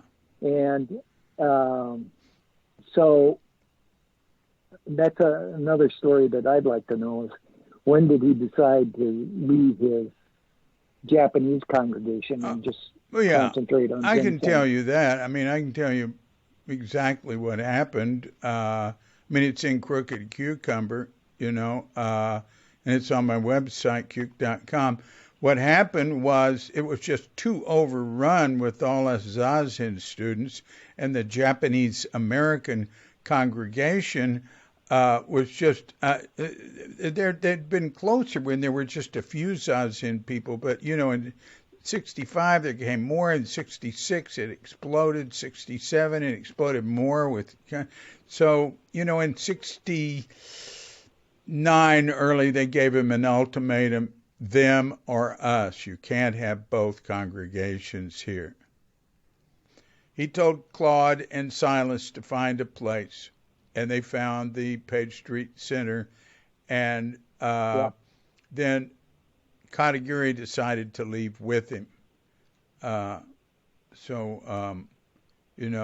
to get another priest over there. Katagiri helped out till maybe it was Moriyama who came first. But that doesn't matter. Anyway, go on. So he was opposed to it until he went down and actually saw it. Oh, there you go. All right. Now that can fit. That can fit. And then, because everybody was so urging him to do it, and I remember and that was like, well, how can we raise the money? And we were talking about bake sales. Right. And everybody would contribute, to allay his fears about, raising the money. And then, of course, Dick Baker came on board, and then it's really started to happen. Yeah, well, all right. Anyway, that's the way I remember. Yeah, but it wasn't raising money for Tassajara. It was for getting the horse pasture. Oh, okay. Yeah, and then Tassajara came later, although what turned Suzuki on was seeing the horse pasture with Dick in the spring of 66. What I mean to say there is seeing Tassajara with Dick in the spring of 66. And but the money was just too much. But the Becks came down. They really wanted Zen Center to have it. They could have sold it for more, I think, but I don't know. They'd been trying to sell it and couldn't sell it for what they were asking for. So, but Dick charmed the hell out of them. And he and Bob loves to haggle. And they really got close. And Anna said it was all between Dick and Bob, and that the final deal was made in the Japanese restaurant on Van Ness, like right after Christmas, right before the New Year's. And she said they stayed and talked and worked it out, and she was so happy. She said, I felt like we were handmaidens to Buddha. Oh, beautiful. That's So so beautiful. they really I mean the Becks made it happen too. I mean they were really get a lot of credit for that, and they were wonderful friends. Anna's still alive in her 90s in Carm. Carmel? She might be in Santa Cruz now. She might not be in Carmel. Oh, okay. Uh, Okay. and Bob died. Bob and I stayed close until he died, like 15 years ago or something, maybe. Oh, Yeah, and he was in Marin, so I would see him. I saw him quite a bit. Uh, and yeah, and his son Adam and I. Adam runs their art gallery now in Fairfax. No, San Anselmo at the Hub. Yeah. okay. All right. So anyway, this is an So, interesting memory. Suzuki had seen a number of pieces of property for a country place in up in Jenner, in Big Sur, in different places. He'd gone with different. Dick had always been involved with it, but different people had gone to these places. But well, see, what you're telling me is knew nothing of this. I mean, I was just on the periphery. yeah, I would go and sit, and by this time I had a young baby, and yeah, and I was working, and I just was a Zen student. yeah. And then we were living on Pine Street, and then Michael and I and Beverly and Cindy and this woman and her gay boyfriend. Somehow that we had the baby, and then we started taking in people too. I mean, young kids that were coming like to Zen Center or whatever. Yeah. And now the gay guy that was living with the girlfriend, I can't remember his name. He was a really great guy. His dad was a captain for yachts captain for very rich people down in Laguna Beach. Huh. And he had a 40-foot yacht. And I remember I went down to Los Angeles to try and sell this movie that I had made. And Dr. Spock is Guilty was the name of the film. And we stayed on, Cindy and I and the baby stayed on that 40-foot yacht for, gosh, I don't know, about a month. Met his dad. His dad was a great guy. Huh. And we had a great time down there. Huh. And, of course, I was selling LSD at the time, of course, down there because by this time I had made a whole bunch of friends who lived down in L.A. from all my hippie buddies. Yeah. And so, I mean, I had a foot in my hippie community, my family, and my third leg was in the Zen Center. But I wasn't actively involved in Zen Center. I remember you Not from you there, were. though, certainly. Yeah. I knew you both. And so then somehow the scene on Pine Street blew up shortly after Sunyata was born. This is about January or February. Mm-hmm. So then this woman again found another place just down the street from the supermarket on, I think it was Gough, the one way, Gough Street. And anyway, we lived there until the gay guy kept chickens in the backyard, so he'd have fresh. But he had a rooster, and the rooster would cock-a-doodle-doo in the morning and wake up the whole neighborhood. Oh, my God. We had moved out to Stinson Beach and lived with Jack the jeweler. Oh, Jack Van uh, Allen.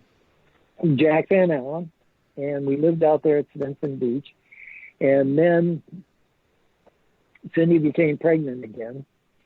And I remember she said, well, John, I've got to go in and see the doctor today. So I said, okay. And she said, I'll hitchhike in. So she hitchhiked in the San Francisco Medical Center and rode on the back of an Italian scooter. Huh. I think it was a Lambretta or something. Anyways, Italian. And on the way in, riding on that scooter, by the time she got to the hospital, she gave me a call. And she said, John, I'm at the hospital. The baby's coming. Get here quickly. So I jumped in the car, threw Senora in her car seat, and I took off pell-mell for the medical center. I mean, I drove like a maniac. And I got there, and I had to drop off Senora somewhere, and Lauren's ex-girlfriend at that time, who, we were all friends, all hippies, I raced up to the hospital, came into the hospital, and I said, I'm here to see my wife give birth, and the nurse held up her finger to me, like, stop talking. She said, I have something for you. She came back 3 minutes later, and she was holding Jubal. And I said, oh, my God. She had delivered right away. It just plopped out. The second one usually just plops out. And I was so happy and everything else. I called my dad right away.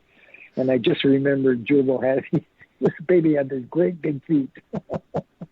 And I don't know if you know Jubal now. He's like 6'3" and weighs like 280 pounds. He's huge.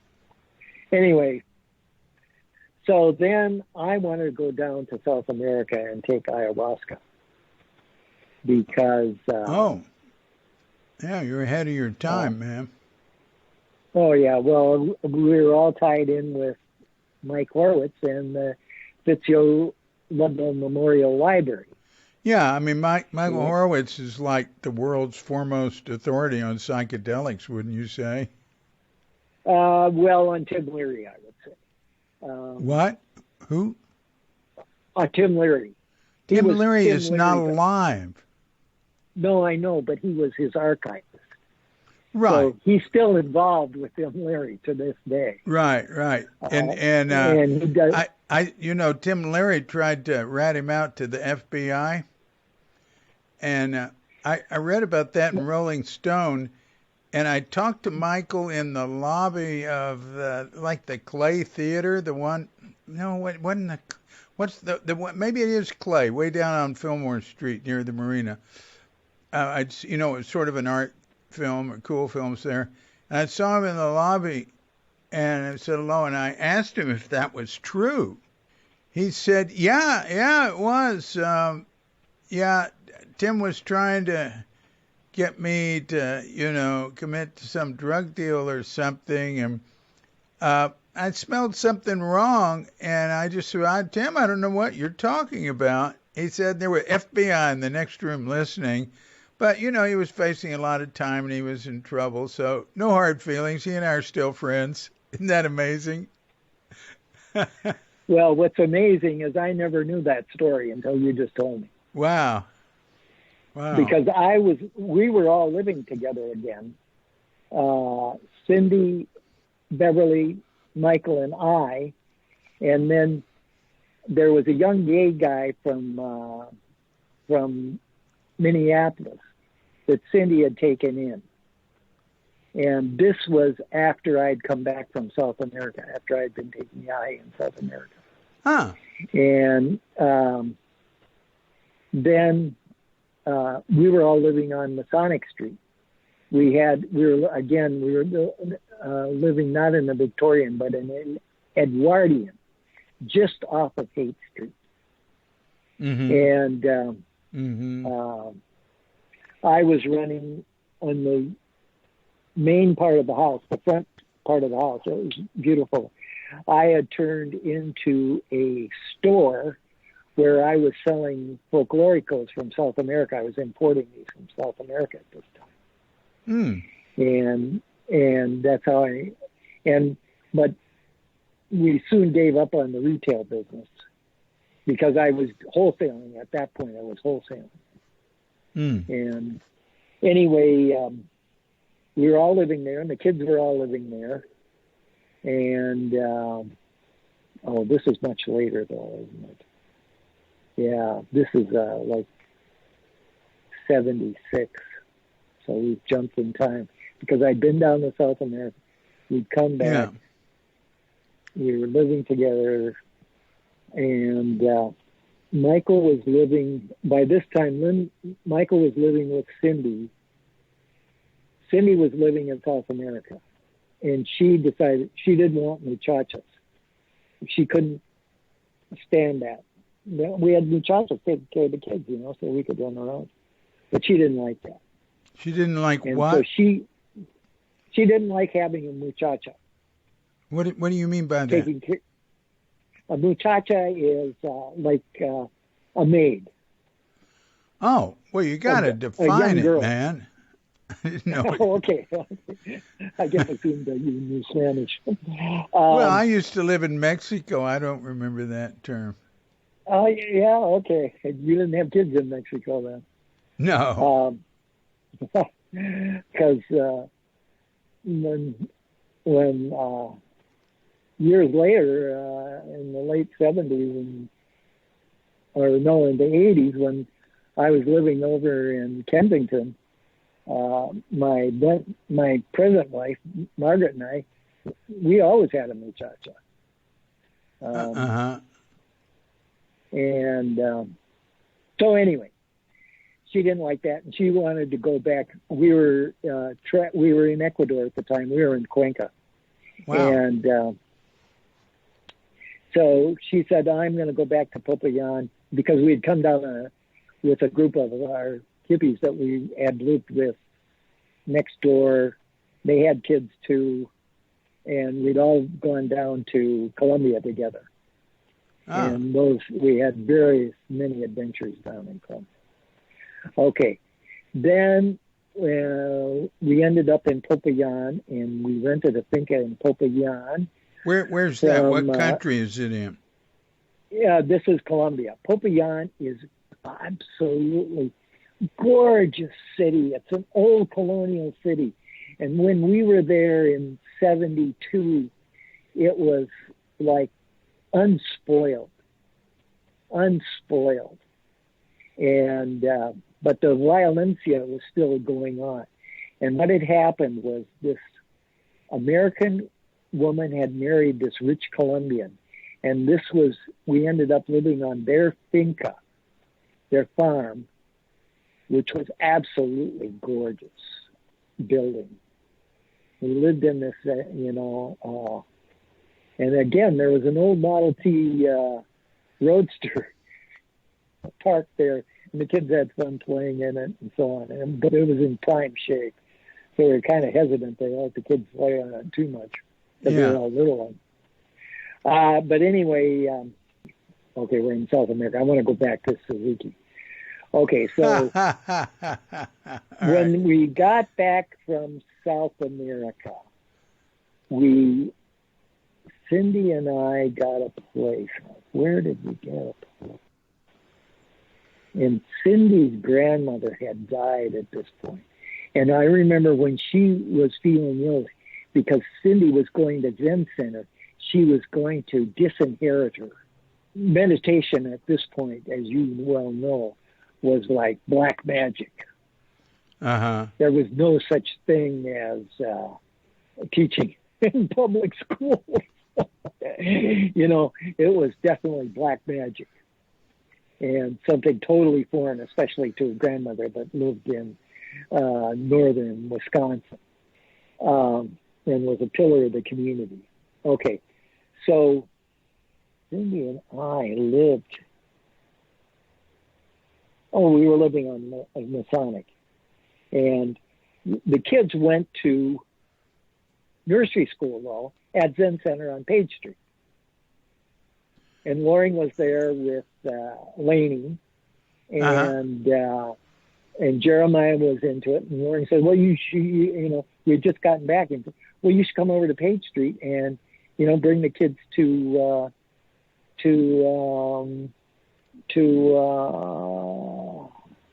nursery school." So we did. We took the kids to nursery school. And so the kids all went to nursery school there. Noni, Samvada, Jubal, and I think Yuri was there too. And Jeremiah was there. And we went there. And by this time, Dick Baker was in charge. And this time I did not like Baker at all because he wanted Zen Center to buy him a BMW. Loring and I wanted to, and some other people wanted to start a grocery store. Well, Baker was opposed to it. And we came up with other various ideas for Zen students to make money while they're in, and Baker was opposed to all of them. And so I sat zazen a couple of times, maybe 2.5 months at the most, not regularly, because I just did not like it with Baker there. Yeah. And so I just practiced at home. We just practiced at home. And by this time we had a bunch of kids, so that was taking up the time. The kids continued to go to nursery school. And then I had stayed down. When I was down in South America, I met Suzette, which became my second wife. Oh. And and so I came back from South America with Suzette in tow, and that's when we all lived together on Masonic. And the kids Yuri was not born yet. Joaquin was not born yet. They were both born in 76. And and Suzette, when we were down there, the first night that we slept together, which she had told me what she wanted to be. She wanted to be a midwife. And I said, "Man, that's great. You should be a midwife." So I totally encouraged her in becoming a midwife. And so then that's when Michael was trying to get Tim. He was Tim's liaison while he was incarcerated in Vallejo. Yeah. And when the weather people broke Tim out of prison. Yeah, they took him with a helicopter, right? Yep. Yeah. That's when the FBI all of a sudden showed up at the house. Ah. And they went through the house. We actually had hashish out. And I had continued to deal dope. Yeah. And then I had a warrant out for my arrest on the old bus back in the 60s from Napa, from St. Helena. And I had not purposely, when I came back from South America, had not gotten a driver's license, because I knew the minute I got a driver's license, they'd know where I was and they'd come and get me. Oh, what do you mean come and get you? You mean you gone on the lam? Arrest me. I was on the lam. I skipped bail. Oh, you never said that. I even asked you. Yeah, well, I just... Yeah. You said, well, I spent a night in jail. I said, oh, well, that's, I guess, growing, isn't that? Yeah, but then I got out, and the trial was, the whole thing was dragging on. In the meantime, I was living in San Francisco, as I told you. The Quakers had trained me to be a janitor, and believe me, I was expecting to get to jail. And the trial kept being postponed and everything, and I said, well, let's just leave. And so Cindy and I and these other people, we were living at Larkspur at the time. So we planned this trip down to South America. Cindy traded a camera for her brother's Ford Galaxy. and we split for Florida and then down to Columbia. So anyway, I came back, and by this time, I was in touch with Jack the jeweler all this time. He Jack was Van living Allen. by this time. Yeah. Yeah, Jack Van Allen. I always called him Jack the jeweler. And he was living up in Santa Rosa at the time, and I'd visit him and whatnot. Yeah. And he expressed his desire to become a Zen priest. Lived on Bush Street, And I think. yeah, but by this ch- time, this time he's up in Santa Rosa. Yeah. No, So, I'm talking about Bush Street, but I might have the name wrong.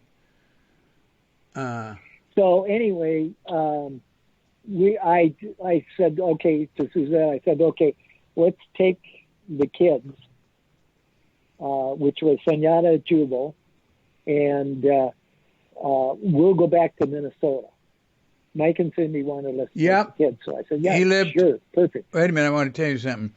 Jack lived at 1052 Bush Street in Santa Rosa. Oh, okay. That was the street we lived on. I used to see him there, and my ex-wife moved across the street. She still lives there, and she's close. Oh my God! She's close with Ellen. At this time, so I moved back to Minnesota. I went to Hennepin Botech out in the suburbs of Eden Prairie, Minnesota. Because when I was down in South America, I realized, only having a BA degree, that I knew nothing about how to fix cars or anything about my technological society that I lived in. And down there, because I was a gringo, they just expected me to know all those things. And I went down with Bob Barker. Bob was Michael's partner in the Fitzhugh Ludlow Memorial Library.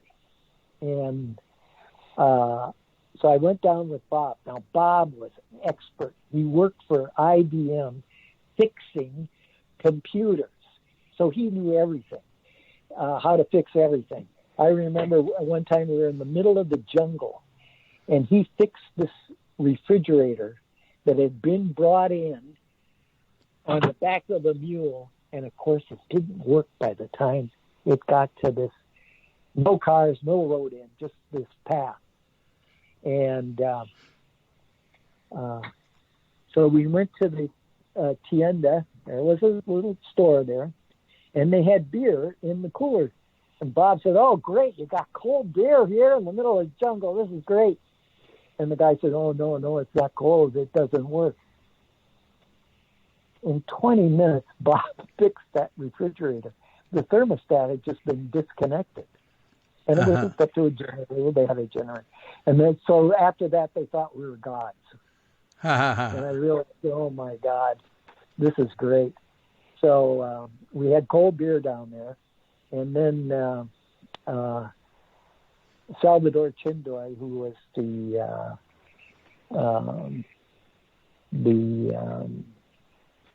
native doctor down there. He was the one that brought us into this village in nowhere to take Yahe again. I had already taken it a long time.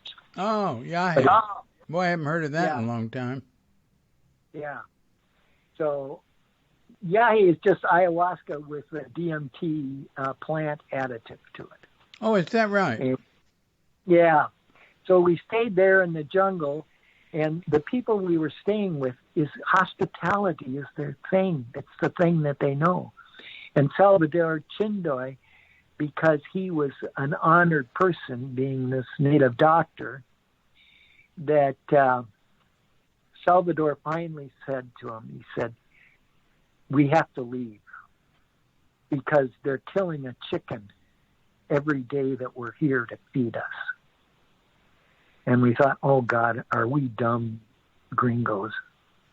And so we realized, I was ashamed at that point. And so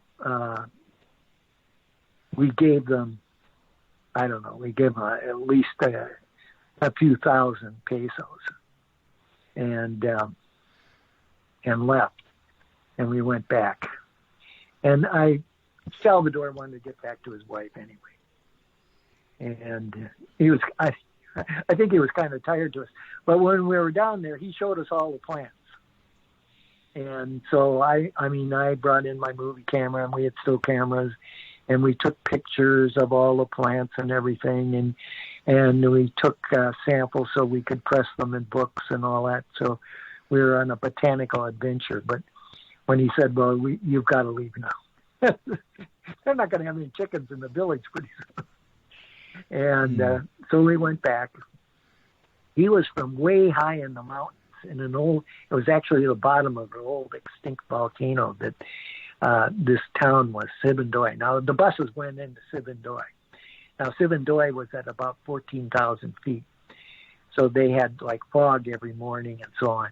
And we stayed at this guy he was Swiss, and he ran a mint plantation in this little town, this little native town, a huge mint plantation. And he would extract mint extract and bring it back to Switzerland. So he built this beautiful house. It was built kind of like a Swiss chalet, but it was all made out of concrete and tiles, because that's how they make the houses down there. Mm-hmm. But it was beautiful, and his daughter was running the place, and she was only too happy for us to stay there because we were paying her to stay there. And so we stayed there, and then we went back to ends with an N.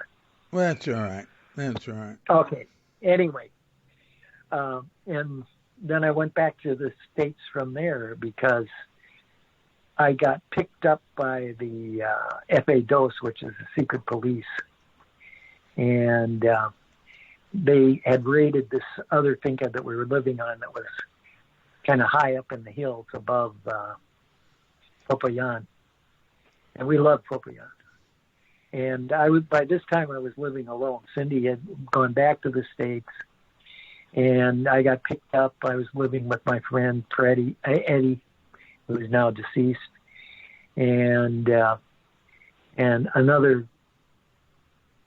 one of the ladies in Minneapolis found out as soon as Cindy had gone that she would come down to South America. Well, she came down to South America, and by this time we were smoking Base.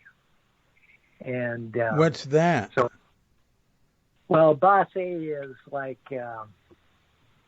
crude cocaine. Now, we have a different name for it in America.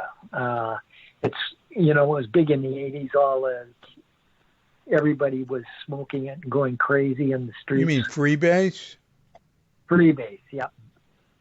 So Jesus. In Colombia, they called it Base. You weren't smoking a weak type of cocaine thing. You were like freebase is very strong. Well, we were doing both. We were snorting cocaine and we were freebasing. Wow. And then gringos were coming down to stay in like Popayan, and they knew we had coke, and so they were coming to us and buying coke. So that was the first time in my life I was a millionaire in pesos. Uh-huh. So I had all this money.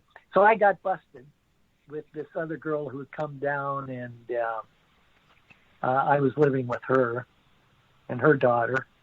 And then Cindy came down to visit me. And she came down with Jubal. She had left Señada up with Michael up in San Francisco. Mm-hmm. And I told this other woman, I can't remember her name now, of course, that she had to leave. She had to leave. I said, okay, I'm going into Cali to pick up Cindy, and you've got to be out of here when I come back to the... Well, wait a minute. Cindy's living with Michael. Why can't you be with another woman? No, that was totally all right. But she didn't really realize it. I guess I hadn't been too... She knew she was staying there, but I don't think she... Anyway, I told the woman she had to leave. Well, why did you tell her she had to leave? Because Cindy was coming down. I didn't want Cindy to see me living with her. But wasn't Cindy living with Michael? Yeah, I know. She was living with him, but I don't know. Anyway, All right, all right. I'm not going to censor all this. Okay. So she came down, and of course, this is always what's happened to me when I live with two women. They all gang up on me. They all end up ganging up on me, and that's exactly what they did. And then, so the whole scene blew apart. But in the meantime, I had taken Cindy down to the Putumayo to take Yahe. And so she went down to Putumayo. Oh, God. And anyway, I'm going to censor that. Okay. So Cindy goes back home. She takes Jewel back. And after I was busted, I thought, okay, but I got out of jail. The FA what they found, I said, we hid everything.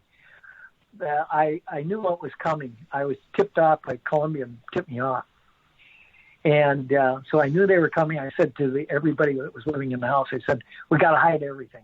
By this time, I was living with Suzette. We got to hide everything. So everything was hid. But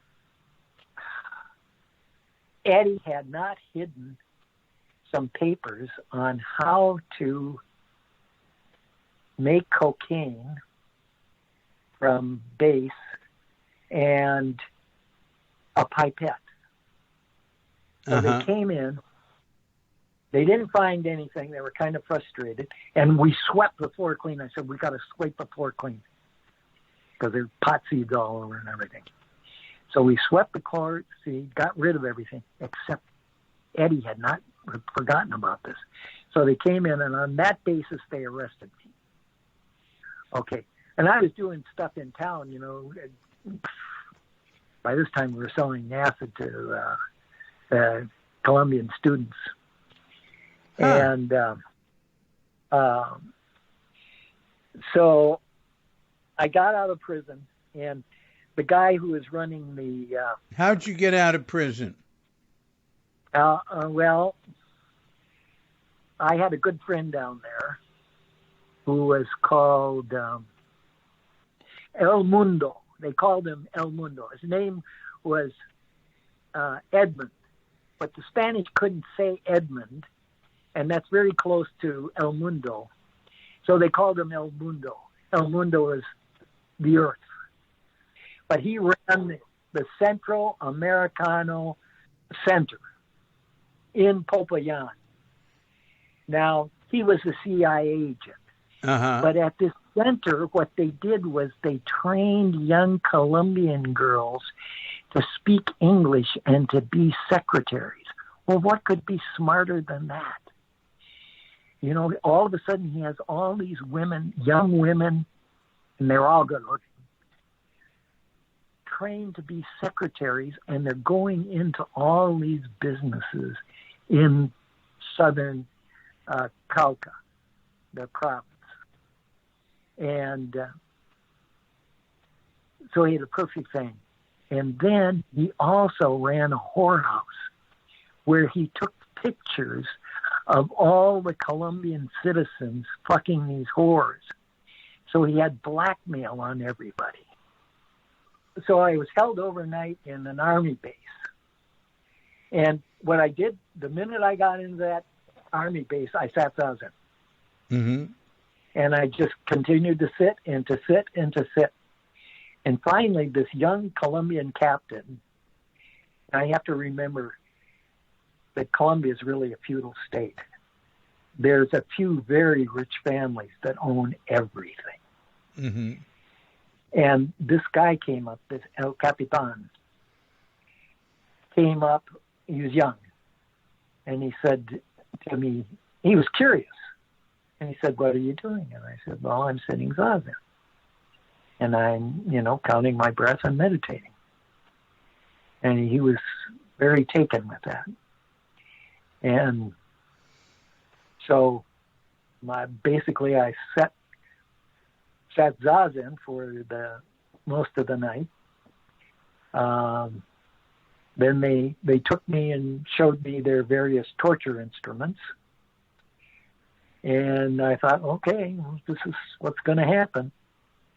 And lo and behold, the next day, they turned me over to the local version of the FBI, and I can't remember what they were called.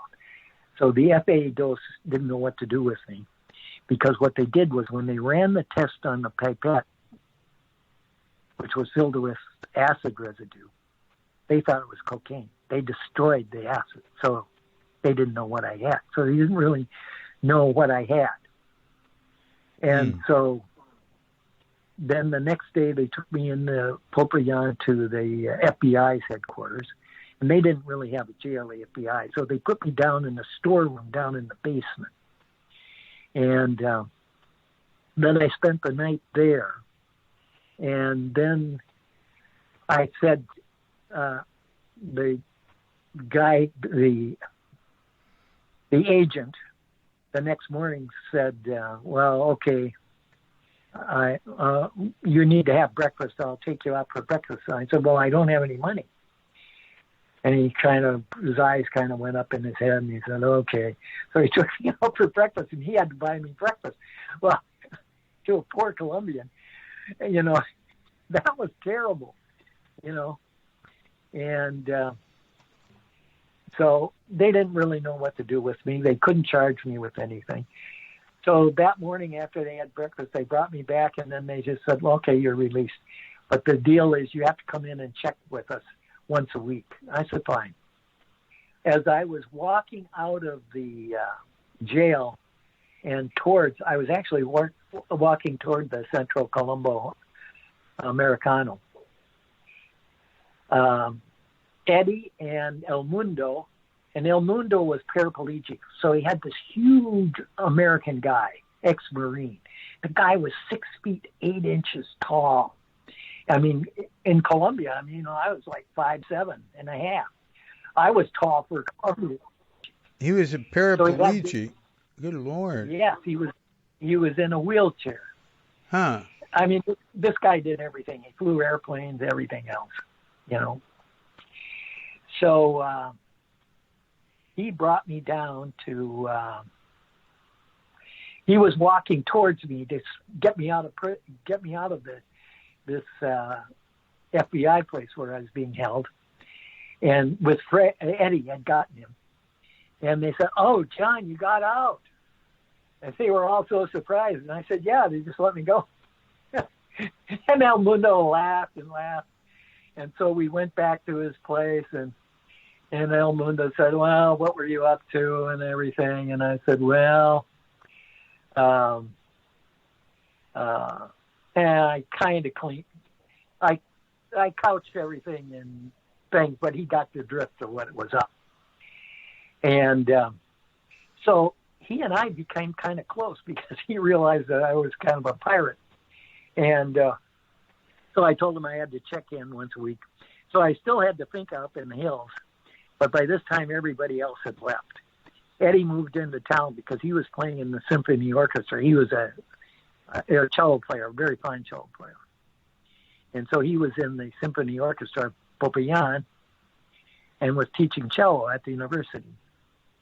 And to lug a cello up and down, his cello was worth thousands of dollars. It was a 18th century cello.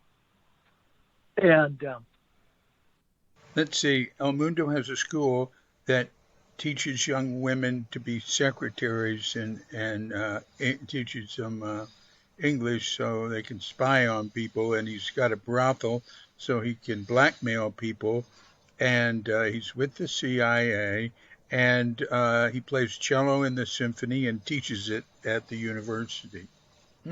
All the while being pushed around in his wheelchair by a Marine who's 6 feet 8 inches. I haven't met Suzette there yet. So I reported once a week, and then I flew up to this other town and was up there. And then all of a sudden I partnered with another gringo who was living in this pension. And I realized, when I was up there that the jig was really up. And I met Suzette while I was there I need to look at a map to find the name of that city again. Well, that's perfectly all right. Okay. So At some point, we should leave Colombia. Okay. Like I said, it's a collage, and that one thing reminds me of another. Yeah. Okay, so Suzette and I come back. We live on Masonic Street. While we're living there, the FBI come in. I realize the jig is up in San Francisco. I drive back to Minnesota, take the kids with me, deal folkloricos in Minnesota, but by this time my contact in Ecuador was kind of burned out, and I was kind of burned out on the folkloricos. In the meantime, I was dealing coke in Minnesota, and so I had lots of money,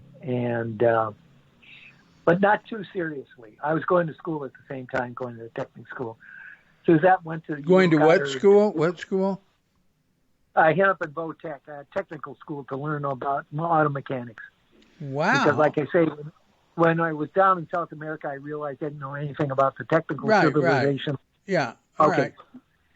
So I went there for 2 years, and so I learned, because cars have air conditioning, you learn about air conditioning. Because cars have heating systems, I learned about heating systems. I rebuilt engines. I did the whole thing. Wow. Okay. So I got out of that, and then Suzette graduated from school. I graduated. We wanted to move back to California, and at one time in Minneapolis, we had all the kids. We had Noni was with us too, so I had Jules, Sunyata, Noni. Noni? Where did Noni Winona. come from? Noni came out of Cindy. And Winona, yeah. Yeah, you call her Noni? Yeah, we call her Noni. So we had wanted to visit Mike and Cindy, Suzette and I, because we'd lived together in San Francisco, and we'd all done everything with everybody in one big bed. Then, so we said, let's go back for Christmas. And Cindy was pregnant, and by this time, Suzette was practicing midwifery. She'd apprenticed herself out. And so we went back, and she was going to help Cindy have the baby. And so we had Christmas there, and we stayed a month, and the baby didn't come, and I thought, well, it's time for me to get back to school. And it was okay that I had taken the vacation from the school. And so I took Jubal with me back to Minneapolis and left Sunyata there with Mike and Cindy. And then in February 5th, she gave birth to Yuri. Yeah. So we did Christmas, the whole thing there. And, of course, we were all together again. But it was really nice. Huh. And the kids were more grown by this time, Sunyata was like 9 years old, going on 10. So I got back into school. The car broke down and threw a rod in Nebraska. And I'd driven out with a friend of mine who was at a seminar in down the peninsula, and I said to the guy, I said, "Okay, we've got to find a guy with an old barn where I can fix the engine." So we broke down, and I prayed, and lo and behold, we found the barn right off the freeway. This old farmer was very, very helpful. He said, "Sure, you can stay here and get the car." But it was February; it was kind of cold, but we had the car to sleep in, and we had sleeping bags with us, and so we slept in the back of the car, and Jubal slept in the front seat, and Mike and I slept in the back. Bruce and I slept in the back, and And I pulled ahead, did a quick fix on the on putting new rods in, and honed the cylinder head best I could, and put her together and drove carefully back to Minnesota. Yeah. And I'll rebuild the engine when I get back in school. Yeah. Okay, so then we're back in Minnesota, and then I graduated, Suzette graduated, and I said, gee, we want to go back to San Francisco. So I What wrote year is everybody. this now? What year have we come to? We're in 76. Oh, my God, you're only at 76? Sorry about this. Okay, so anyway. Unbelievable. Okay. So anyway, we get back to San Francisco, and by this time, Loring is about to leave for Boulder. Yep. Loring leaves. I'm trying to think where I lived in San Francisco. Oh, so I have this apartment that I've rented forever from this guy, Russian guy, who's a gambler, and he needs money all the time. So he'd rent me this place right across from the girls' school by off of Masonic and what street is that? That's okay. Keep going. Anyway, okay. So I don't really go back to Zen Center because to me, Zen Center has totally changed.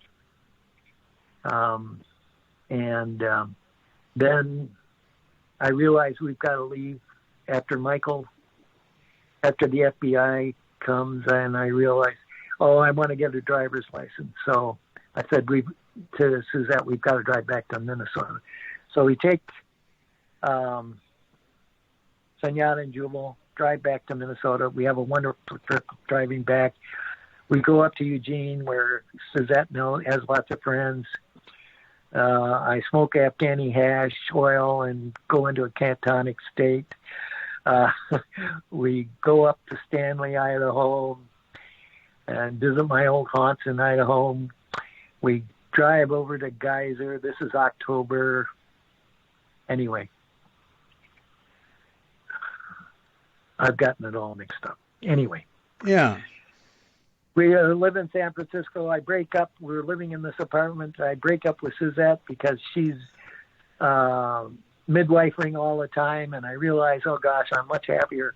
And the house runs much smoother with the kids when she's away. And so I said, I think we should, I don't think we should live together anymore. So she moves up to the ranch and in with Mike and Cindy up at the ranch. She gets a new boyfriend. I get one time, then I'm over at my dad's house. My dad has gone up to the farm for the weekend. What? Your dad's house? You were in San Francisco. I'm in Minneapolis now. Suzette and I drove back to Minneapolis. Oh, okay. Okay. But we've broken up. But I'm back in Minneapolis dealing acid and dope. And yeah. So I decided to drop some acid. And by this time, I've learned how to make acid. So you're making acid. Oh, yeah. That's why I got busted. Anyway. Yeah. So I ended up to be the third largest maker of acid in the United States for a while. Wow. My friend John. I made 20 million hits of acid before it got busted. Wow. In Minnesota. And wow. I swear I swung the election in 82 to what's his name? Bill Clinton. Clinton. Bill Clinton got elected in 92. 92. Okay, in 92, I swung the election to him because I had made 20 million hits that went out on the street.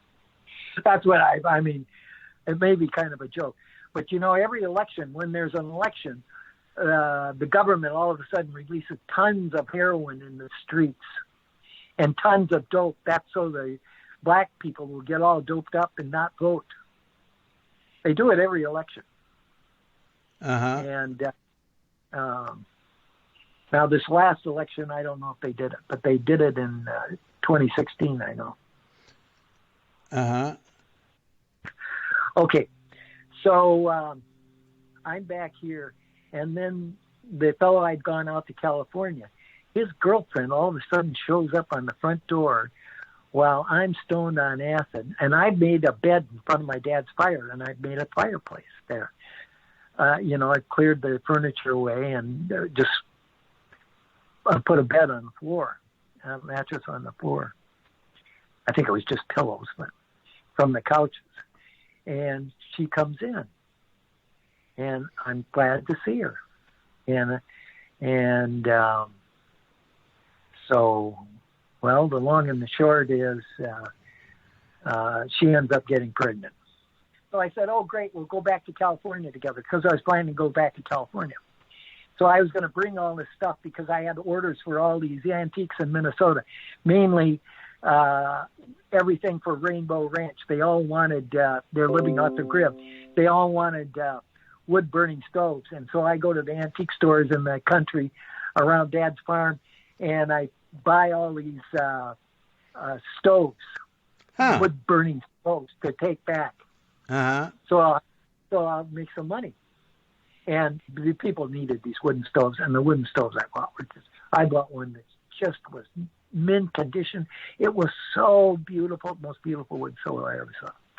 Okay, anyway, so I go back to the ranch, and I told Suzette, oh, I'm bringing so-and-so back, and she's pregnant and everything. And then the girl announces to me, well, I'm not pregnant. I'm not going back to San Francisco with you. So it turns out it was just a false pregnancy. Anyway, I wish I could tell you more, but I'm not. Okay. Anyway, so I go back to San Francisco, and I'm hoping to maybe get back together again with Suzette. But so I go back, and I have a whole coterie of friends with me. We go back, and this friend of mine, Bruce, is also a good friend of, who's the Roshi that came from Minnesota? He's still a Roshi. I think he's still at Zen Center. Reb. God. Reb Anderson. Yeah. So he's going back. He wants to see Reb and everything. And so I thought, okay, I'll go see Reb and everything. And by this time, so we go over to Zen Center and see everybody. And I practice there maybe once or twice. And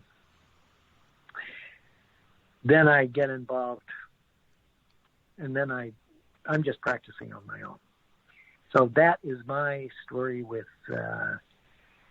basically Reverend Suzuki's gone, and then everybody wants this film, keeps bothering me about this film, which I believe I gave to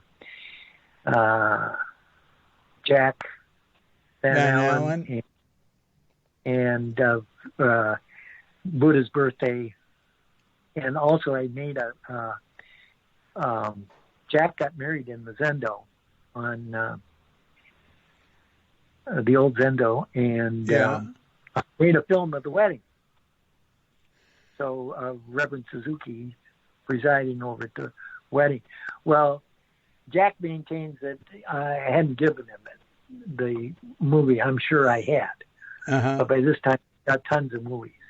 And then my brother wanted to see the Buddha's Birthday movie I made with Reverend Suzuki leading the parade. And so I gave that to my brother, and I never did get that back. So Lauren didn't know what happened to that. So I remember that from years ago. I looked into that. Years ago, yeah. Yeah, and nothing, I don't know where that everything is. fizzled out. They were all lost. It's all lost. Yeah, because everybody moved, everybody had lives to live, and everything else. Yeah. Okay, so that was it as far as Reverend Suzuki goes. But of course, I mean, every day I meditate, Reverend Suzuki appears to me, and your thoughts are like clouds in the sky. Oh, that's really good. That's really nice. Just watch them go by. Uh-huh. Uh-huh. And that's the most important thing I ever learned then, in meditation. And then now, of course, I've learned all about brain waves and everything. So I can feel myself go through various states of the brain waves as I'm meditating. Uh-huh. And I forget about it while I'm meditating, but then all of a sudden a new wave will click in. I'll go to a new meditation state, and I think, oh, here I am at beta. Here I am at theta. And so that's very helpful too. The meditation, I found that very helpful. So I can watch my brain. And then I've created a whole life out of, between the drugs I've taken, which of course I don't take anymore. Uh-huh. Just being alive is enough for me. And, when was the last time you had a psychedelic?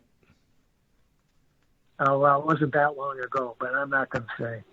I'm out of prison. I'm not supposed to be taking anything. Right? Oh, I see. What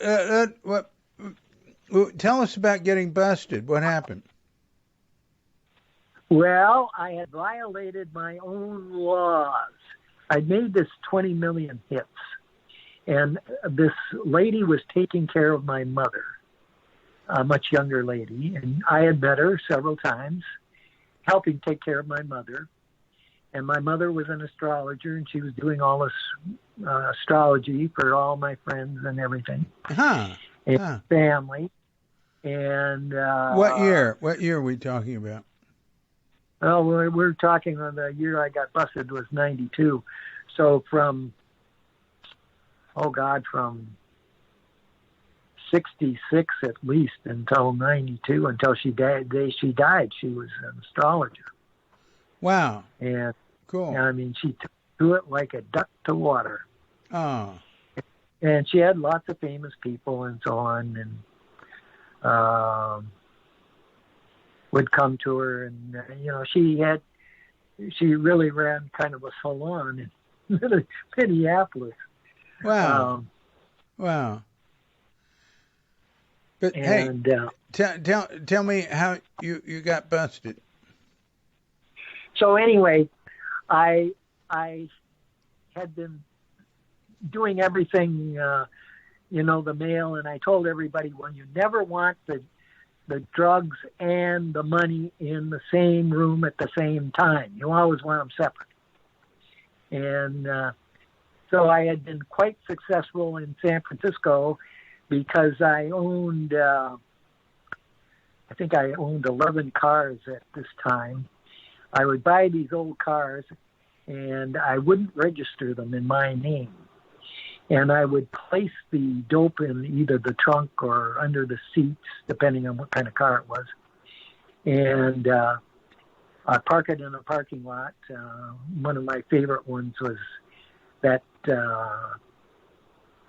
mall over by down the peninsula or South San Francisco. Oh, I can't remember the name of the mall. Yeah, I know which mall you're talking about. Yeah. It's very prominent when you're driving down 280, right? Yeah, exactly. Yeah. I used to get off there for summer. I can't remember why. What? Oh, they had a million stores. Yeah. Okay. So, but I said, and I was only selling to a few highly screened people. Yeah. Now because she was taking care of my mother, she took acid herself. She knew I was dealing acid. Her mother apparently let her know. So she kept begging me, oh, well, can I buy some acid from you? Can I buy some acid from you? You mean the girl who was taking care of your mother would Yeah, say that? yeah. Now, she wasn't, she'd come in maybe 3 or 4 times a week. My mother was also living with a Kent. Anyway. With a cat? No, Kent. It's a man. Oh. Okay. So she would, but Kent would go to work. He was a woodworker. And he would go to work. And she would visit him, my mother, or she would visit my mother. And so her mother knew that. So I thought, her mother knew that. I mean, my mother. And so I thought, okay, I'll sell her some acid. So I sold her some acid. You sold acid to the woman that, what did she do for your mother? Oh, she'd drive her to the hairdressers. She'd make lunch for her. She'd go to the store for her. Well, how much acid did she buy? If you're making, millions of hits in acid, why didn't you just give her some? Well, I did for a while. I just gave her some hits. Yeah. And then she said, "Oh, I have a friend that wants to buy some. Can we just sell me some?" And she kept after me, and I thought, okay, I'll sell her some. And I told her, don't keep the money in the same room, blah, blah, blah. So I come back to Minneapolis for my, I think it was my 92. It would have been like my 35th high school reunion. Mm-hmm. And so she sets me up. And she owes me some money, so she's going to give me some money. And so we go to the Walker Art Gallery. There, they have a restaurant. We eat dinner there. She's wearing a wire, of course. But I never say anything directly. It's all in code. Well, so I go out to my truck. Well, why is she wearing a wire? Because they set up a bust on me. Well, why? How did she get involved with it? Well, she got busted. This friend she was dealing with was down in New Orleans. She was reselling this acid, I didn't know this, to a guy down in New Orleans who she knew. Oh. Okay. This guy gets busted. He turns her in, and so she doesn't have to go to prison. She turns me in. Uh-huh. Okay. So they set me up. She comes in. We have lunch. She's a pretty good friend by this time. And so she sets me up. She gives me an envelope. I tuck it in my coat pocket. I don't say anything. It's all surreptitiously done. I go out to my car, and I've got Joaquin with me, my son who was born in 1976. So how old is he? He's like 12 years old at this point. Mm-hmm. Mm-hmm. And so we get busted. Wait a minute. This is 92? Yeah. 76? 86. Yeah. He's 16. 16. Okay, he's 16. He gets busted with me. Oh, boy, this is terrible. Not only do they get me, but they go through his wallet, and they find some acid in his wallet, which, of course, I had no idea yet. So he goes to jail, too. Well, he goes to juvenile. And so I'm sitting in jail. They set me. They know what I've been doing for years. They said, okay, we finally got this guy. And so they put a bail of $1 million on it. Now, when I was in San Francisco, I gave up my apartment and everything. I just lived different places all the time. I even went and stayed, I think, a couple of nights at Green Gulch. And but I'd stay with friends. I'd stay with my older children for a night or two, and then I'd move on. And of course, we didn't have cell phones there, so I was using payphones all the time. And so I kept moving around because I knew they were after me. So I go back to Minnesota, and I don't exactly know what I'm going to do. And actually, I think, okay, by this time I'm married to Margaret, and she's in Canada. That's a whole nother story. And I think, okay, maybe I'll go up to Canada because they have real lax drug laws, and I'll get busted up there, and I'll do my time up there because I think, if I really believe in the stuff, I should be willing to pay the penalty. But I go back to Minneapolis. I was going to go up to Canada then after that. And because then, they're chasing me in the States. So I go up there and, Minneapolis, I get busted, go out to my pickup truck, get busted. They, of course, throw me in jail. They throw Joaquin in jail. Oh, boy, I have to call her mother. I get a lawyer right away. They said, okay, you can get a lawyer. And so I call Cindy's brother, Jimmy, who's a lawyer. I called Jimmy, and I said, Jimmy, I need a lawyer. And he said, he was between jobs. And he said, okay, I'll do what I can. He said, I'll try and find you a dope lawyer. So he names me a bunch of lawyers. And then I also call my dad. And my dad said, if you get busted, I never want to see you again. I blew my dad's mind one time when I was visiting Minnesota. I opened up a suitcase and I had like $250,000 in the suitcase. It blew my dad's eye. His eyes just bugged out of his head. Like, oh, John, shut that case. I don't want to ever see anything like that again. Okay. So anyway, they bust me. I go in jail. I said, Jimmy, you better call Suzette. Joaquin's in jail. So she calls. She flies in. And I interview lawyers while I'm in jail because I had been busted several times in California. Several times? You haven't mentioned that. Well, that would have been a side trip for you. I got busted for pot again in San Francisco. And the lawyer got me off on that on probation. Cost me, I don't know, $35,000. My God. I probably spent, and then I got busted again. I probably spent at least $300,000 on lawyers in my lifetime. And, but it was all good money. I got out of the third bus. So that's a whole other story. And so anyway, I got busted. They knew about all these previous arrests, of course. So, and I had been up. Now, okay, I won't go. That's a side trip too. So the one thing that sustained me through all these busts was meditation.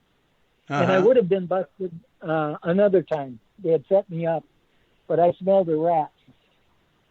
So at the last minute, I pulled out of the deal by saying I had to go somewhere else to pick it up. And so the person that was wearing a wire, they thought they were outside the house waiting for me, I guess. And she went over, I remember she went over the window and waved them off. And then she did end up busting another friend of mine that I was dealing with. Okay, so there I am sitting in jail. And the one thing that sustained me through all these busts and everything and all of the stress, I could say paranoia, but it wasn't paranoia because they were looking for me. Yeah, that's so right. Meditation then got me through everything. Got me through prison, everything else. And, it gets me through my life now. What can I say? You know that. Yeah. Well, but you had other sources of help in prison. Oh yeah. Okay. When I was in jail, I actually was having books sent in to me. So I had this young guy. Well, He was young then. He's written a whole bunch of religious books, translations, and so on. He had just translated the Tao. Well, I was kind of into Taoism at the time, wanted to learn more. So I had this book of the Tao sent in to me, and I was reading that while I was in county jail. And then, county jail where? In Minneapolis, because that's where they took me after I was busted. Oh, okay. Okay, so I'm in county jail, and then there was somebody said, well, who wants to see the chaplain? And I said, I do. And I said, I just wanted to get out of the cell block. Oh, yeah, sure. Jail. Absolutely. Yeah. So I go down, and that's when I met Pastor Niedermeyer. And Pastor Niedermeyer said, I said, well, this is my first time I've seen a chaplain in jail. And he said to me, well, this is the first time I've seen a prisoner in jail. He said, I've just come in. I just become named pastor for the prison. And the real reason he had a congregation. But the thing is, he couldn't raise money. He couldn't put the screws in his congregation to get money. So he was an evangelical. They didn't know what to do with him. So they said, okay, we'll make him a prison chaplain. He doesn't have to raise money then. And he was a really good guy, and he sang beautifully, and knew scripture and everything. So I came into him, and he said, well, where are you at? And I said, well, I'm not really a Christian. And I said, I'm studying Tao right now, and, I meditate every day. I do zazen. And so he became very interested in that. And so we struck up a conversation. He wasn't trying to convert me or anything. And I'd say, the Tao says this. And then he'd say, oh, that reminds me of this passage in the Bible. He knew the Bible backwards and forwards for it. He said, that reminds me of this. And then he'd quote from his Bible. The Bible. And so, we went back and forth like this. And every time he came in, we both looked forward to the visit. And then, so we became like really good friends. Yeah. And I'd always told my brother, I said, well, when I go to prison, I'm going to read the Bible. So, and I think I mentioned that in the thing. I got busted. So I read the Bible, and Lauren asked me, well, what's the Bible like? And I said, well, it's just like television. Filled with sex and violence. The Old Testament. And so then I almost got off, but I would have gotten off with a very light sentence because they really didn't have any product. It was her word against mine. They had some tapes where I'm talking in code, and they have the money though. And so I get a very good lawyer, and I had interviewed these lawyers, and this one I thought, this guy's going to do the trick. And we thought really good about the case. We tried it in front of a judge because the judge would know the nuances of the law. And we challenged their tests of the acid. And they had trouble coming up with a firm test. But then the Louisiana said, well, if he gets off or if he gets a light sentence up there, we're gonna have him extradited to Louisiana. And I thought, oh God, I don't want to be extradited to Louisiana. No, that's true. That's really true. And when I was in jail, the guys in county jail, most of them have been in jail before, right? Yeah. They said, oh yeah, well, you'll go to the prison in Minnesota. It's in a town called Stillwater. Well, the guys in jail said, oh yeah, well, you'll go to Sweetwater, because at that time, Stillwater in Minnesota was considered, almost like a country club. It wasn't, but compared to prisons anywhere else, like the Joliet or I Yeah. can't remember the name. Yeah, okay. So I said, okay. So they had come back with a plea bargain. And so we said, okay, we'll take the plea bargain. And I'll give you credit for time served. By this time, I'd been in jail for 6 months. You know how trials go. Yeah. And actually, I'd been in jail about 5, 6 months, 5.5 months. And so county jail is kind of the shits. So I wanted to go down to Sweetwater, but I hadn't been sentenced yet, and the judge kept putting off the sentencing. So I finally said to the lawyer, I said, listen, I want out of here. Send me down to Stillwater until I get sentenced. So the lawyer wiggled it so I could go down to Stillwater, but then I had to be held in segregation. In other words, I had to be, there's a part of the prison where all the guys that are bad, all the guys that get in fights are, and you don't see anybody else in that jail. You're in your own cell, but there's a cell next to you on either side. And then there's a janitor they call the swamper. The swamper would come by mopping the floor, and then he becomes your conduit to the other guys in the jail. Well, of course, I start up a conversation with guys on either side of me in the jail, and I get a conversation with the swamper going, and then I wiggle in a TV set to come into prison for me. You could have TV sets. And I'm in Stillwater in segregation. And so Christmas Eve, this TV set arrives. And like I'm in heaven. I finally have TV. And, the funny thing is, the thing I missed most in prison was the sound of women's voices. And all of a sudden, on TV that night is one of the great opera singers singing, Christmas carols and opera. And of course, then I totally fall into love with it, with her and with the whole thing. She's, of course, a black lady. And so then they keep postponing my sentencing. And so I get upset, and the guys on either side of me are in the same position as I am. They haven't been sentenced yet, but they're in segregation. Well, now, why were you in segregation? Because I hadn't been sentenced yet. So I couldn't go in the general, you can't go in the general population unless you've been sentenced. Oh, okay. Okay, that's the rule. Okay, so I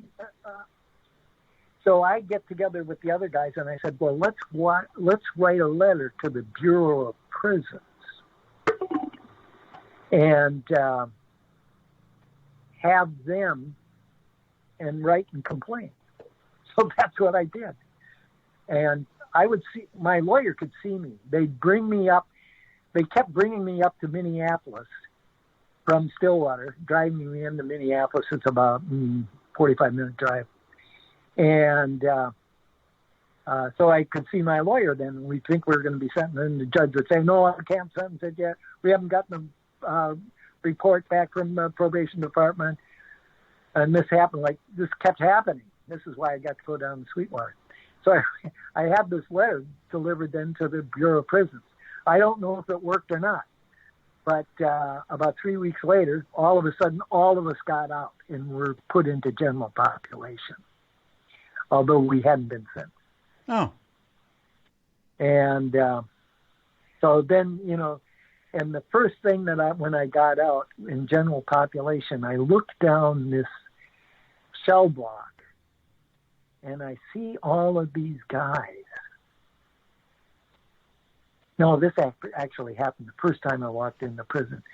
I see all these guys, and almost all of them are blacks, of course.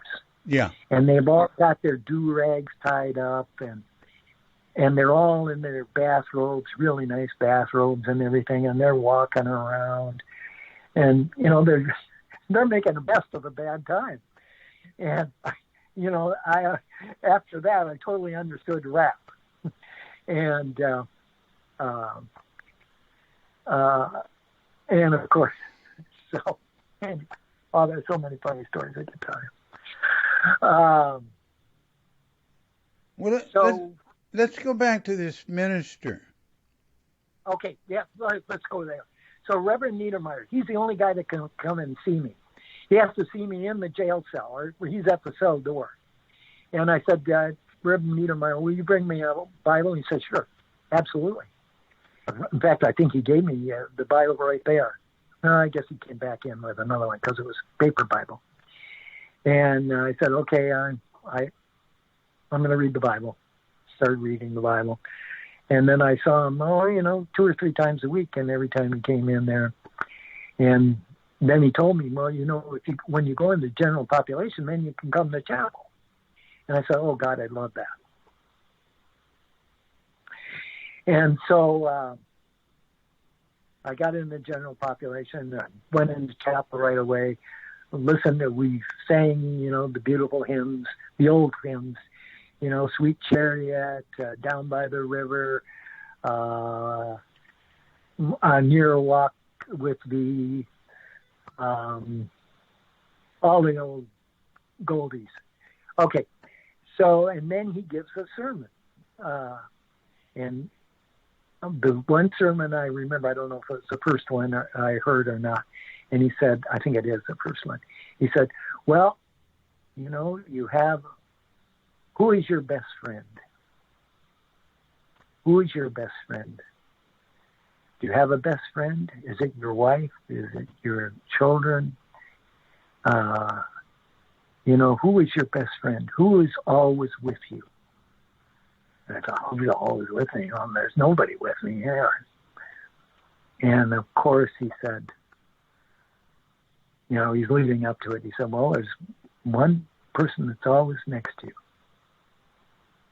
And that's the Lord. And I thought, oh yeah, that's true. I mean, the only thing I could do is sit zazen and read the Bible. Yeah. And watch a little TV. So, and then I got more and more books in.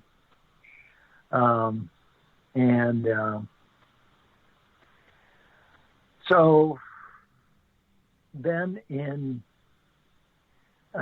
prison, I realized, okay, I want to be able to take communion.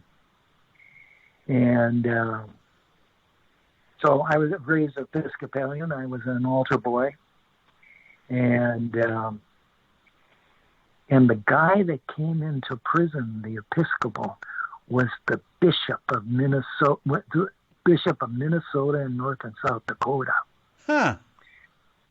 Well, his biggest communion were the Indian tribes because they had gone into missionaries. And his biggest tribe, of course, were Wounded Knee and the other big South Dakota reservation, what's that called? Okay. So I say, well, I want to be rebaptized. Because that Episcopal minister would come in too. And anytime I could get out of the cell and see the chaplains, I would. Yeah. And so I said, well, I want to take catechism again, and I want to be recertified, as it were. And he said, okay. So he gave me the catechism. I read the catechism. I studied and then I got a Book of Common Prayer. And so I did the whole catechism, and then I saw the bishop, and I told the bishop what I wanted, and he said, fine. He said, I'll recertify you, as it were. And so we had a ceremony in prison at Stillwater where the bishop came in all his robes with his beautiful mitre and his staff, which was all decorated with Indian feathers and so on. And his garb was like had lots of Indian stuff on it, buffaloes and all that kind of stuff. And it was all beautifully made, of course. And so he recertified me and he gave me communion. And now I had a born again experience when I was in segregation. And that was well, you one skipped night. that. How could you skip that? Well, I'm old. Give me a break here. Okay. So I think I mentioned this. Okay. You think you mentioned it? Not tonight. I mean, I mentioned it in Loring's thing. Maybe I didn't. No, you didn't. So, no, you didn't. Oh, okay. I did. You've talked to me about it before. But... Okay. So anyway, I'm there and I have this reborn experience where all of a sudden I'm in the cell. It's in the middle of the night, and all of a sudden light shines in the corner of my cell, and I look, and then all of a sudden my deceased mother-in-law shows up, and I'm thinking I totally deserve to be in jail. I've hurt the people that are dearest to me, the people I most love. I've hurt them the most. I deserve to be in jail for all the bad things I've done. So all of a sudden she shows up and she's in her favorite Chesterfield chair, and on her lap she loved to read, these women's novels. She's got one of the women novels open but turned all over on her knee, and she's smoking her Chesterfield cigarette. She loves smoking Chesterfield. And she has her glass of scotch. I look up, I'm astonished to see her. And I said, well, why are you here, Margaret? Her name is Margaret, too. And whose mother is she? Cindy's mother. Oh, cool. All right. And she says, well, John, it looks like you need company. And I said, you got that right.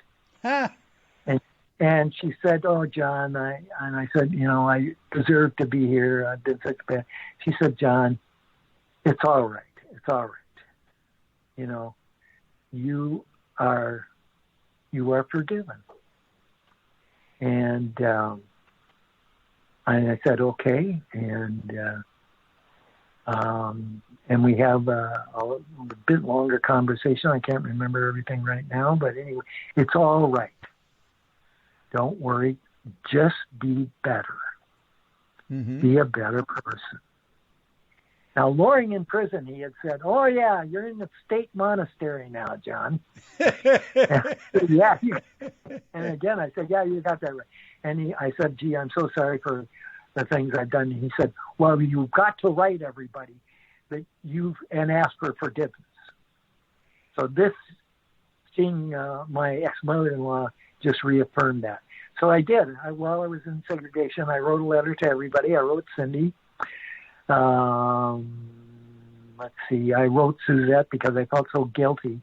Well, part of the deal was if I went to prison and took a plea deal, and actually I went to trial, Suzette and the lawyer got Keno out of jail. Well, I mean, I had been praying so hard that Keno would get out of jail.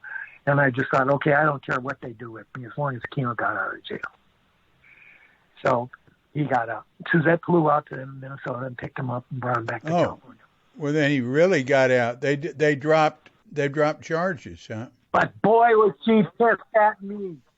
They did. But boy, were they pissed at me. And was she pissed at me? So I wrote her a letter and I said, oh, God, I'm so sorry. Because Keno when he was 5 years old, he was busted with me again. This was in Sausalito. I'm not going to go into that. That's another story. And you can see why they wanted me so bad. I had $1 million bail on me. So I was in prison. I went to chapel every day, every chance I had. Now let's go back to your mother and your deceased mother-in-law visiting you. You called this a born again experience. Yeah, because I felt okay, she forgave me, and she said, "You're forgiven." Yeah. And she said, "Just be a better person." And it's like at Christ at the well, where the Sumerian woman is drawing water, and Christ forgives her because she's been a woman of the night. He said, "Go forth and sin no more." And that's basically what Margaret had said to me. Go forth and sin no more. Yeah, that's great. Yeah. Yeah. So then my most dramatic experience when I was in jail, I go to chapel, and there's another guy who comes in from the street preacher. And he comes in regularly to the prison, and he gets up there, and all of a sudden he's preaching against abortion. And he said, "I'm going to go down, and I'm going to we're going to go down and picket in front of the abortion clinic, and we're going to confront those women going in." And I thought, "Oh, wait a minute. So all of a sudden I stand up, and this is in front of all these other guys. And I said, you know what the Bible says? Our weapon is prayer. Our weapon is not confrontation. Our weapon is prayer." And I said, we should all pray for those women. We should not be confronting them. Hey, good for you. Oh, boy, that stopped that whole place. Boom. And then he just wound up very quickly. He said, "Well, let's have a prayer then." And we prayed, and that was it. That chapel was over early. Okay. So then, anyway, it was time for me to move on to the prison system is kind of like an archipelago. You go up. You start off at Stillwater, and if you're good there, then they send you to minimum security. Or they send you like to middle security, where the only thing around the prison is there's a wire fence with razor wire on the top. That's the only thing that keeps you in. And there, you can walk all around, and you have your little cottage you live in with maybe 20 other guys to a cottage. And so you share the shower and the shitters and the laundry room. So you do your own laundry. And you have your own room. And believe me, your own room, your own cell is where it's at.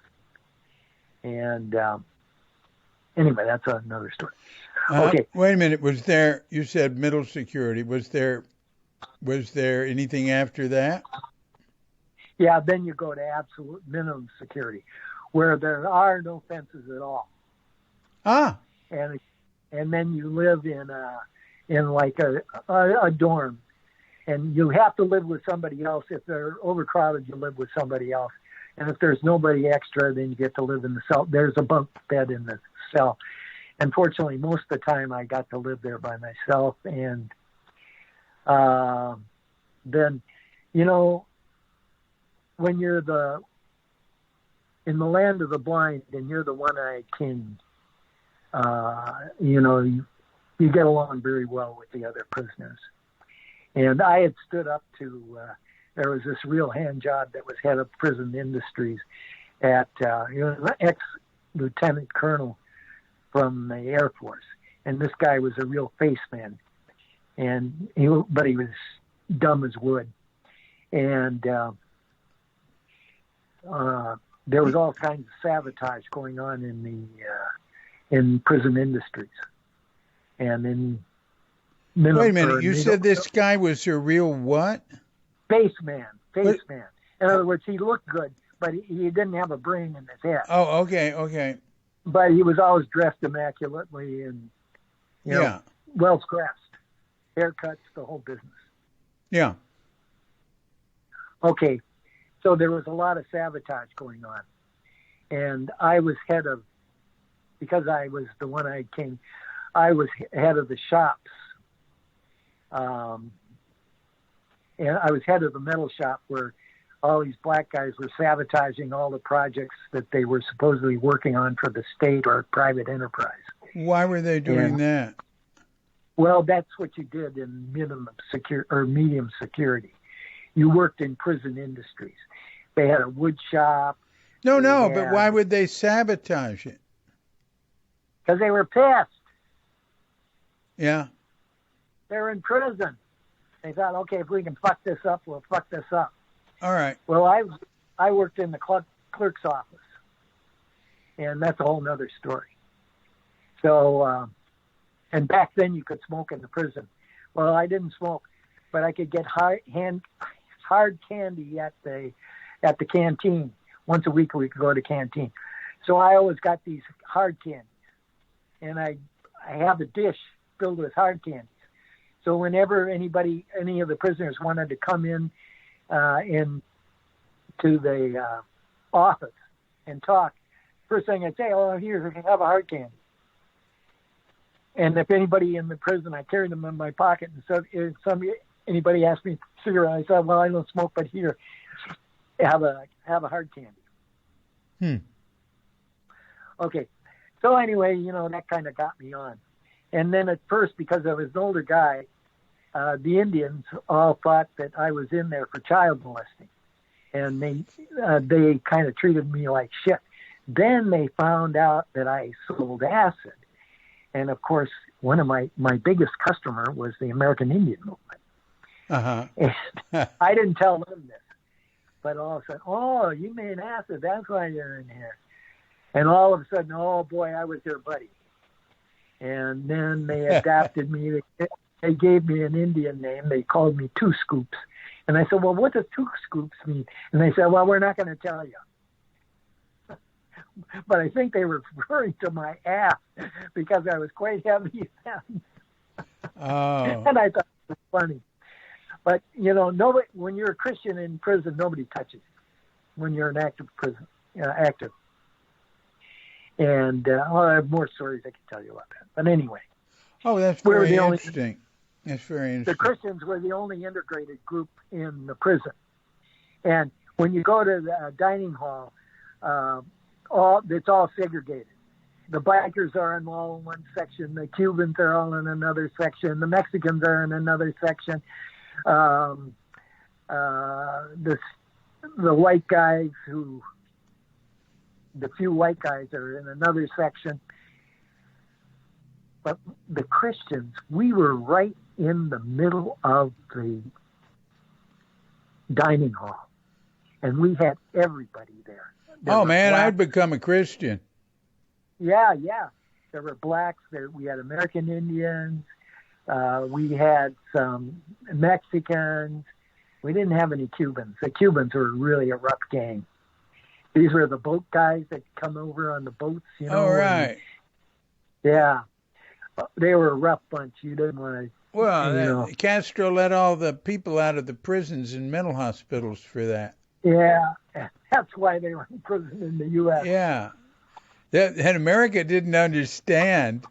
Castro said, anybody that wants to leave can leave now. And there were these zillion boats from America. It's just 90 miles from Florida.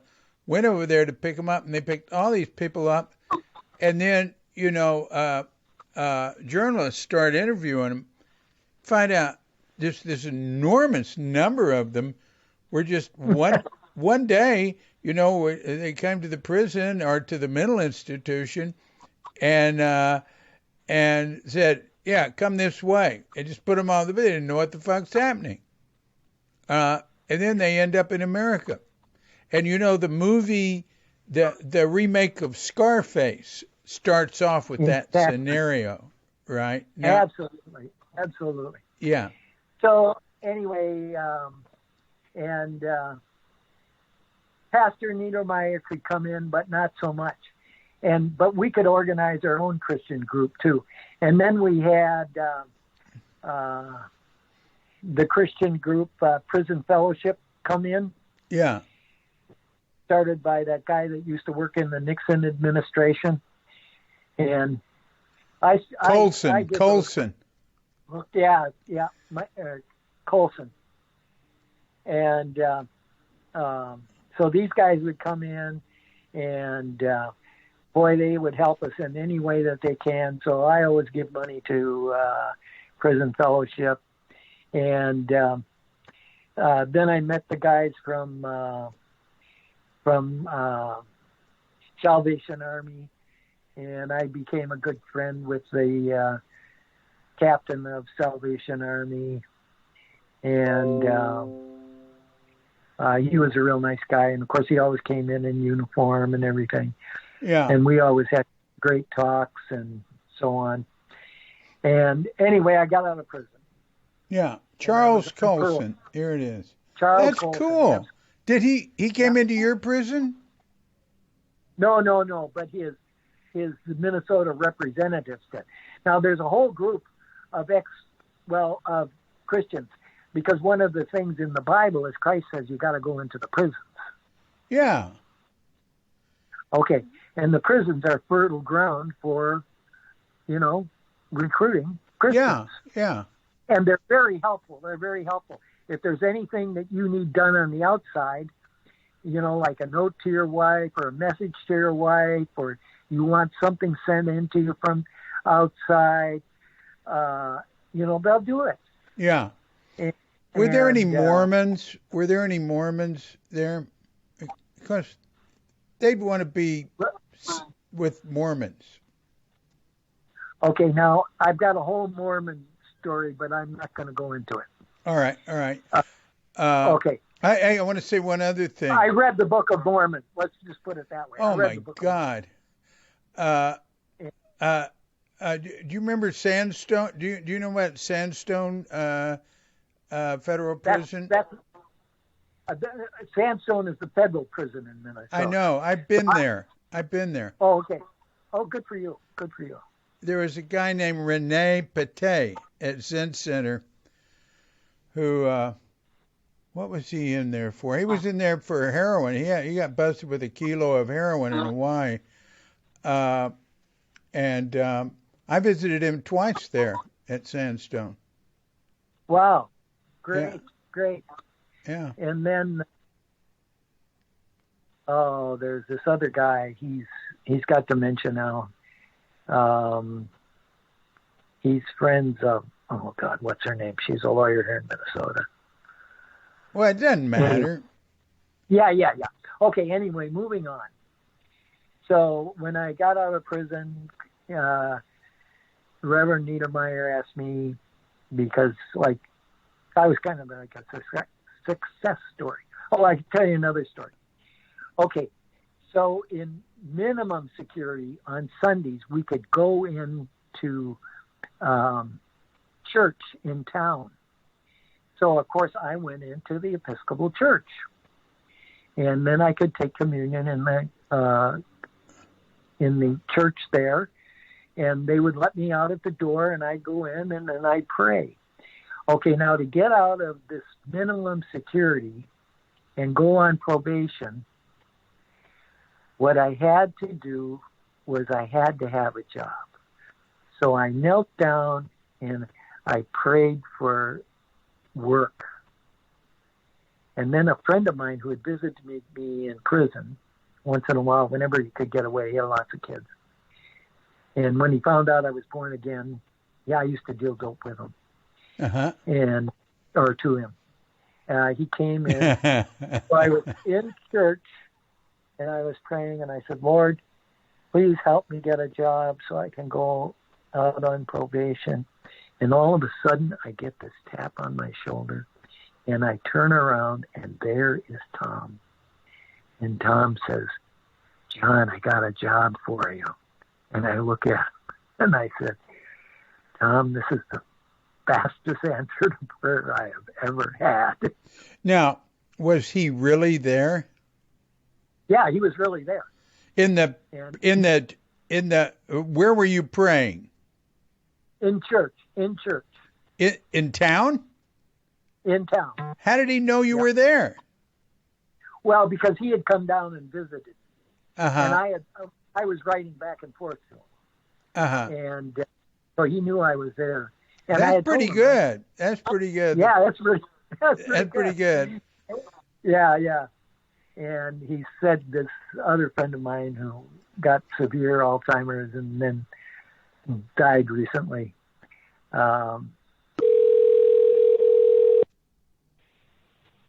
David, are you there? Yeah.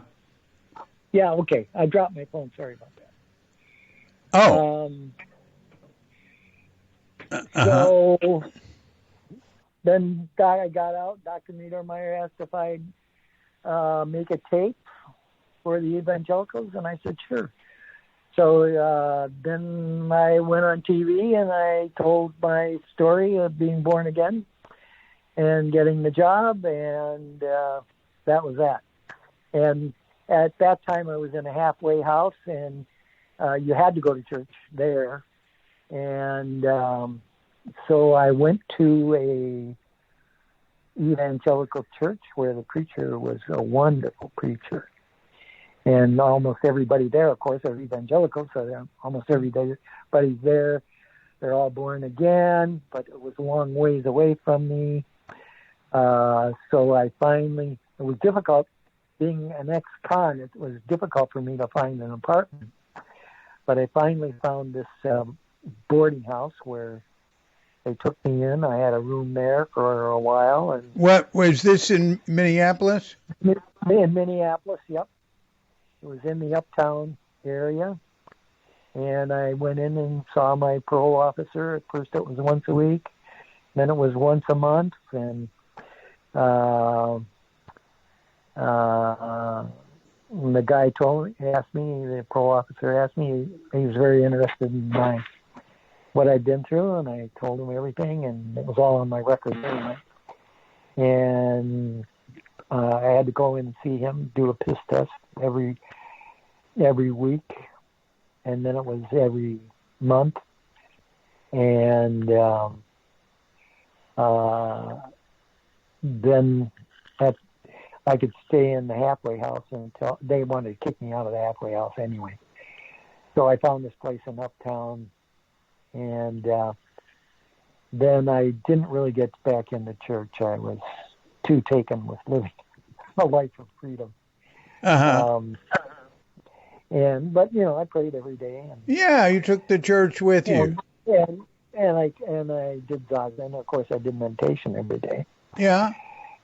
And then, and I was into my books, and then I could see people, and I could see Eric Storley, and I could see Freddie, and I could go up and visit Freddie at the farm, and yeah, and I could work at the Wedge, and yeah, and so you were in prison 5 years, weren't you? Well, it was actually 92 months. Oh God. But my sentence was longer. But then the rest of the sentence, well, I wasn't in prison 92 months. I got out. I got out on January 4th of 97. So let's see. I went into prison. Yeah, it was 92 months is 7.6 years. I went through the archipelago. Well, wait a minute. Are you including your time on parole? Well, I'm counting time served too. Like I was in jail 6 months before I. Yeah. But you like? So all right. So what was the date when you got arrested? July 14th, I believe. Yeah. 1992. And what was the day you got out of prison? January 4th, 1997. So that's less than 5 years. That's 4.5 years. Yeah. Okay, that's like 92 months, I guess. No, it's not. No, it's not. 4.5 years is 54 months. Okay. 92 must have been the entire time, including when you were being on parole. Yeah, well, yeah, maybe. Because, they might counted parole. So I got out on parole, and my parole officer said, well, what do you want to do? And I said, well, I want to go to school, because I knew they had this, the one at King, I knew they had a program. And when I was in prison, when I was in minimum security, I transferred out of industry, and I transferred into a college program they ran for prisoners. And so I took business school. So I learned how to be an accountant. Smart. Smart. And so I learned how to be an entrepreneur, so basically. And I got out, and I said, well, I went to business school, and I do have this job as a janitor, but I said, I'd like to improve myself. And you have this job as what? As what? A janitor at the a janitor. Janitor's a great job, as far as I'm concerned. Well, well, it's okay, Reverend Suzuki always said, I remember Beverly went and asked him what she should do. Or no, one of the guys that was a heroin addict asked him, well, what should I do? And Reverend Suzuki's answer was, clean. Yeah. And Beverly, that's one reason she became a cleaner. And I was trained as a janitor anyway, like I say, by the Quakers. And when I was on waiting for that sentence, I became the janitor for the Avalon Ballroom. Oh. So I worked for Chester. Oh, yeah. That sounds like a great job. Great job. It was a great job.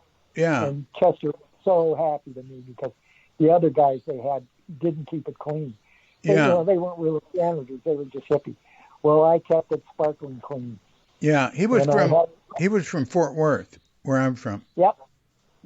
Oh, you're from Fort Worth. Yeah. Yeah. But I didn't. I never met him. We had all these friends in common, close friends. People always wanting us to meet. We're always planning to, and it just never happened. Yeah, and cocaine, of course, is what wrecked the family dog, but that's another story. And so well, I was out. And I remember you sending me a picture. You had like a little area in a mall where you were selling stuff. That was cool. No. Okay, so what happened was I actually hurt my back. Then I went from being janitor to working in the juice bar, because the Wedge went through a big expansion. So I was there for the expansion. And I could do all kinds of things because I was a trained mechanic. So, like, I riveted the new checkout counters together for them, and I was doing all kinds of work.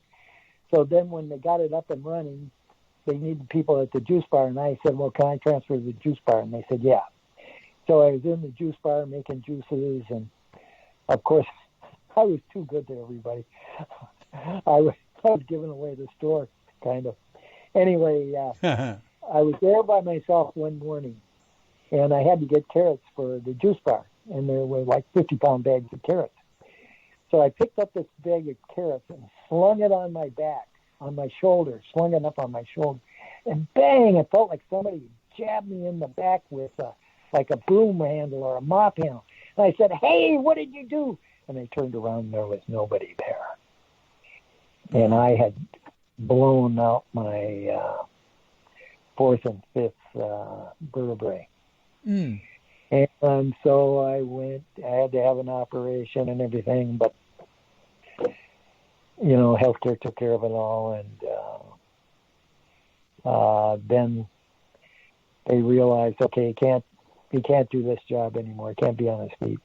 So then they sent me up to the office. So then I was answering phones in the office. I was filing, and I was doing all this kind of stuff. Now, the probation officer asked me what I wanted to do. So I said, well, I've got all this education. I want to be an entrepreneur. I said, I've run my own businesses in the past. I want to be an entrepreneur.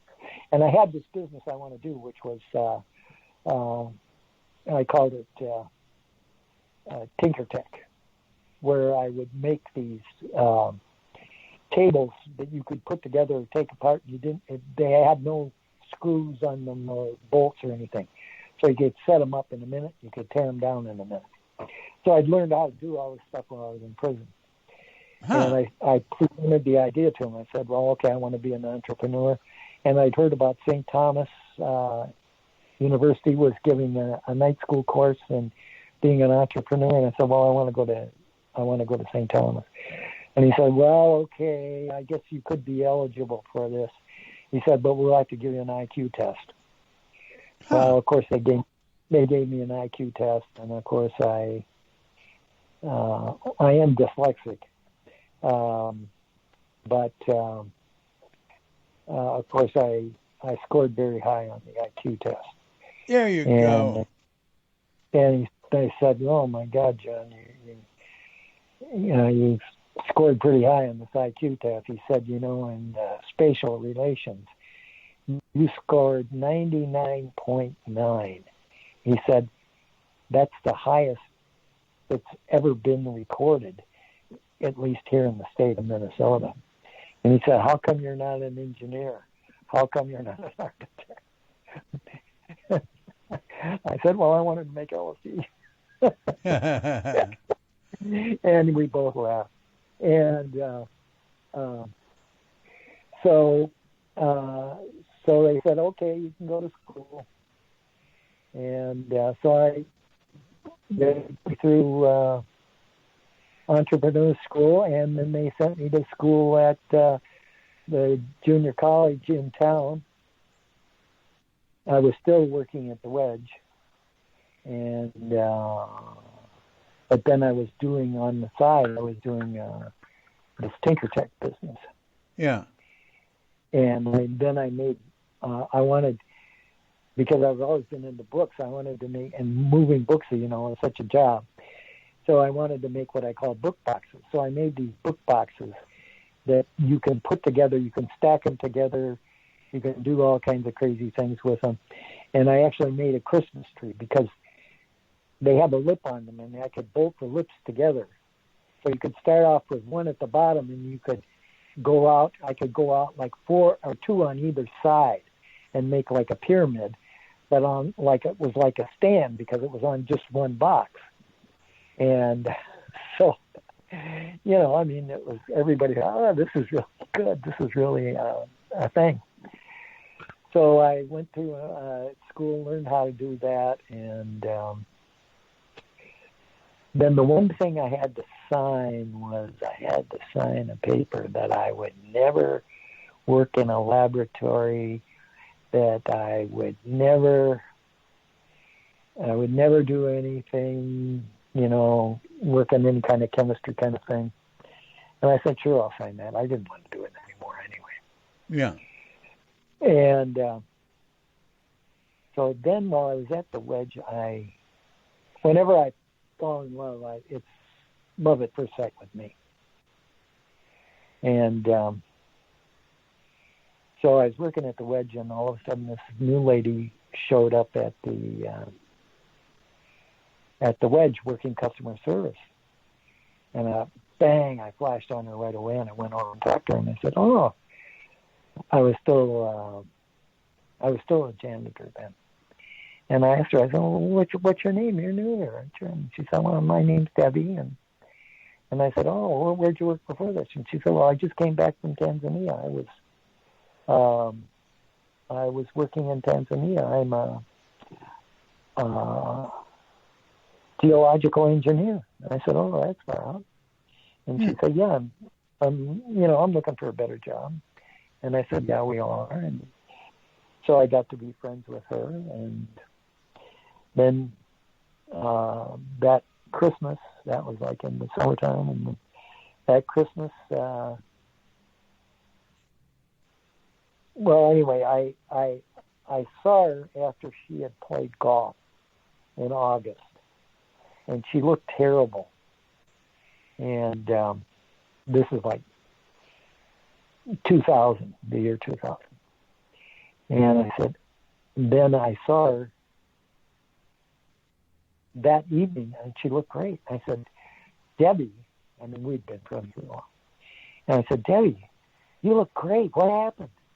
And she said, oh, well, you know, when you saw me earlier, I said, you look so worn out and everything.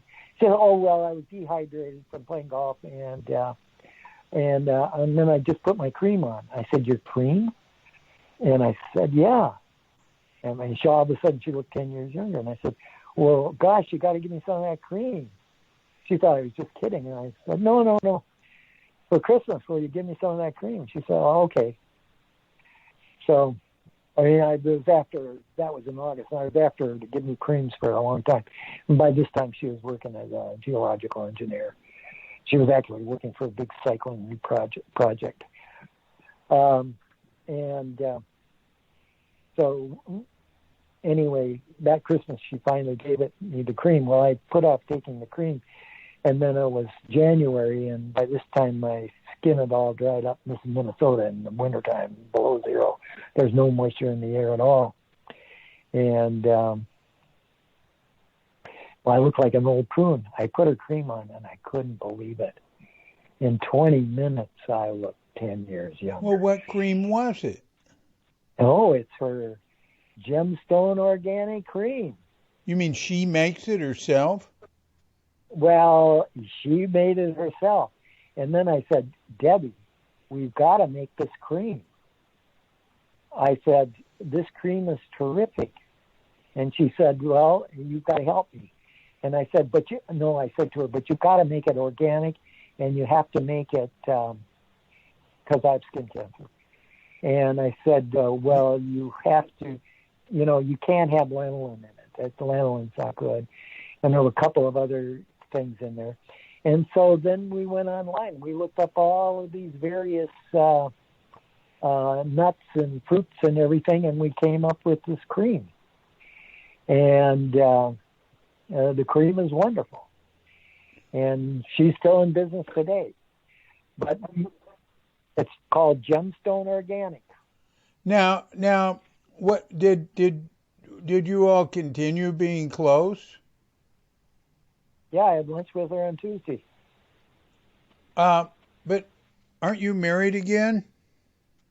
Yeah, but Margaret lives in Toronto. That's a whole nother story. Oh, okay. Well, we can't live together because she was busted. She came down to San Francisco. It took her a long time to get to San Francisco. She was pregnant. She was facing 14 years in prison for importing cocaine into Canada. This is 1980, 79, 80.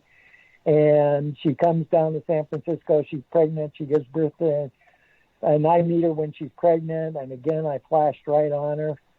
And I wasn't living with Suzette at the time. We stopped living together. She had this little baby in her arms. I fell in love with the little baby. And the story behind the little baby is one of the reasons I broke up with Suzette. I wanted to have another. I told Suzette, I want to have another baby. I want to have another little girl, and I want her so she can take care of me in my old age. Well, when I met her in May, the baby was 3 weeks old. Uh-huh. So that is just about the time that I wanted to get Suzette pregnant. Well, all of a sudden, this little baby girl shows up, and she's just cute as a bug's ear. And she is the reason why I met her. She was a mutual friend from Canada came down, got together with her, and so we went over to Berkeley, and we were on Telegraph Avenue, and we walked into a Mexican restaurant. It was like 2 p.m. Nobody was in the restaurant. And we ordered, and Margaret and his wife, and him, Mel is his name, they were all engrossed in conversation. And I said to Margaret, can I take the baby? And she was only too happy to have somebody else take the baby. Right? Of course. So she hands me the baby. And then I go out and feed the jukebox. This is in the old days. And I just dance all the rest of the time they were there yakking away for, a good hour and a half, and I just danced with the baby. I was so happy to have a little baby girl in my arms. Well, long and short of it, of course, I adopted her. And her name's Athena. And, of course, now she's 4 years old. And anyway, you know the story of Athena, the goddess Athena. No. Well, she came out of Zeus's head. His head cracked open. Oh, right. Athena, right. well, I kind of look at that's what happened to her. She kind of cracked my head open, and she jumped out. I had, that's how she happened. And are you anyway, still? Do you know her now? Oh yeah, I've adopted her. I talk to her, all the time. She's well. Did you marry her mother? And I married her mother in prison. Oh goodness! Mother was in prison, not me. Oh. And I can remember Jubal was a little boy at that time. No, Morgan was a little boy at that time. And we would visit Margaret in prison. This is 85. She was in Martinez. Oh. She was actually she had a false ID. That's how she was getting along in the States, because she had jumped bail in Canada. Well, of course, Canada wanted her back, and America wanted her deported because she was operating under she got in a minor automobile accident, and they found out that there were 2 driver's licenses issued to one Social Security number. Now, she was told when she got the Social Security number that the person was dead. Well, the person wasn't dead. And so, when they checked anyway. So, then I moved in with Mother back in 1980. And so as far as she knew, I was her dad. And she didn't know any different. And so then Margaret had Morgan in 82. And this is 85, so Morgan's like a little 3-year-old. And we'd visit her all the time, and she was in Martinez, and I was in... Martinez in California?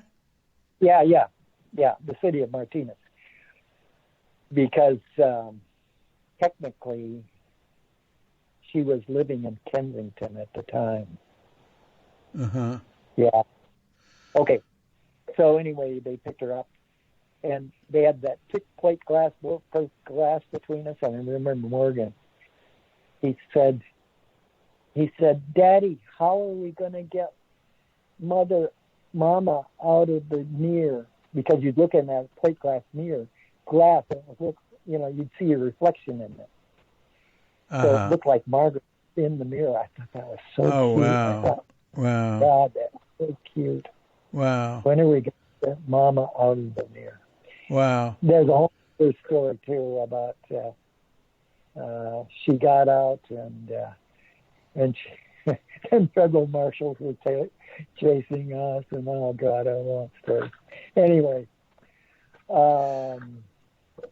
Well, John, I have to go to sleep.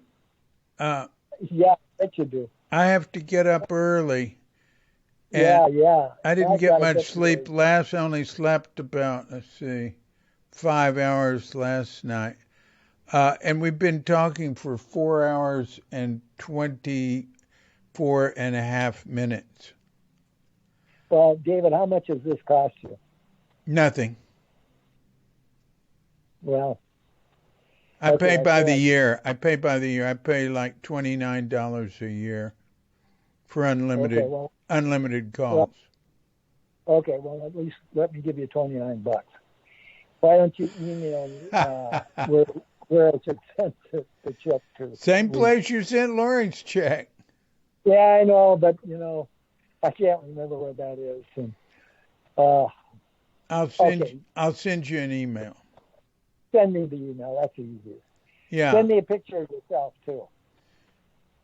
Yeah, sure, easy. And your house, even though it's a wreck. Oh yeah, okay, sure. Yeah, it's a nice house. It's a nice house. I like it a lot more than most of the houses around here. And I do have one other thing I'd like to ask you. Debbie has a number of health issues, and she wants to take some Ayurvedic cures. And she looked at one place in Bali, but it was like $6,000 they wanted. Oh, bullshit. Look, I'm associated with a healer here that charges, I'd say she should give him $15 to see him. Well, she'll want to go through a set of treatments. Yeah. Well, why don't you send me an email about it? Okay, I will. Okay. Because I really got to go to sleep.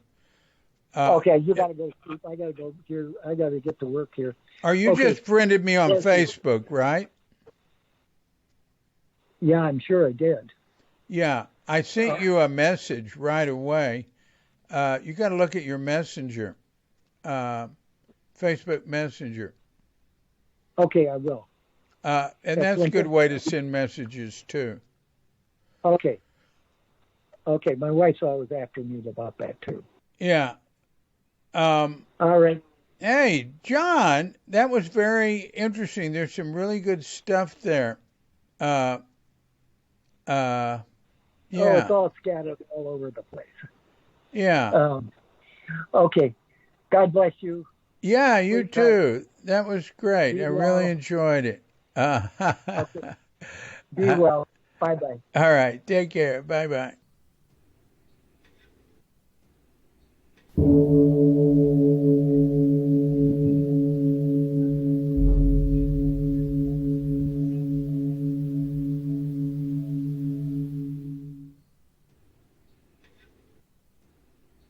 So thanks a lot, John Palmer. Most enlightening. Appreciate that a lot. This has been a Cuke Audio podcast. I'm DC Puba of Cuke Audio and Cuke Archives, suggesting to you that you go to the homepage of Cuke.com, hit the donate button, go to the donate page, and see how easy it would be to send a check and make a PayPal donation or become a PayPal subscriber for as little as $1 a month. It's a very refreshing experience, and it's easy to do. And we'd really appreciate it because, like everything that comes into being, we want to continue a little longer, at least. So, I'm coming to you from Sleepy Sonur with Dogat Bandita Feline Cuchita and dear lovely Katrinka. And we're wishing you and yours and all of us a grand awakening.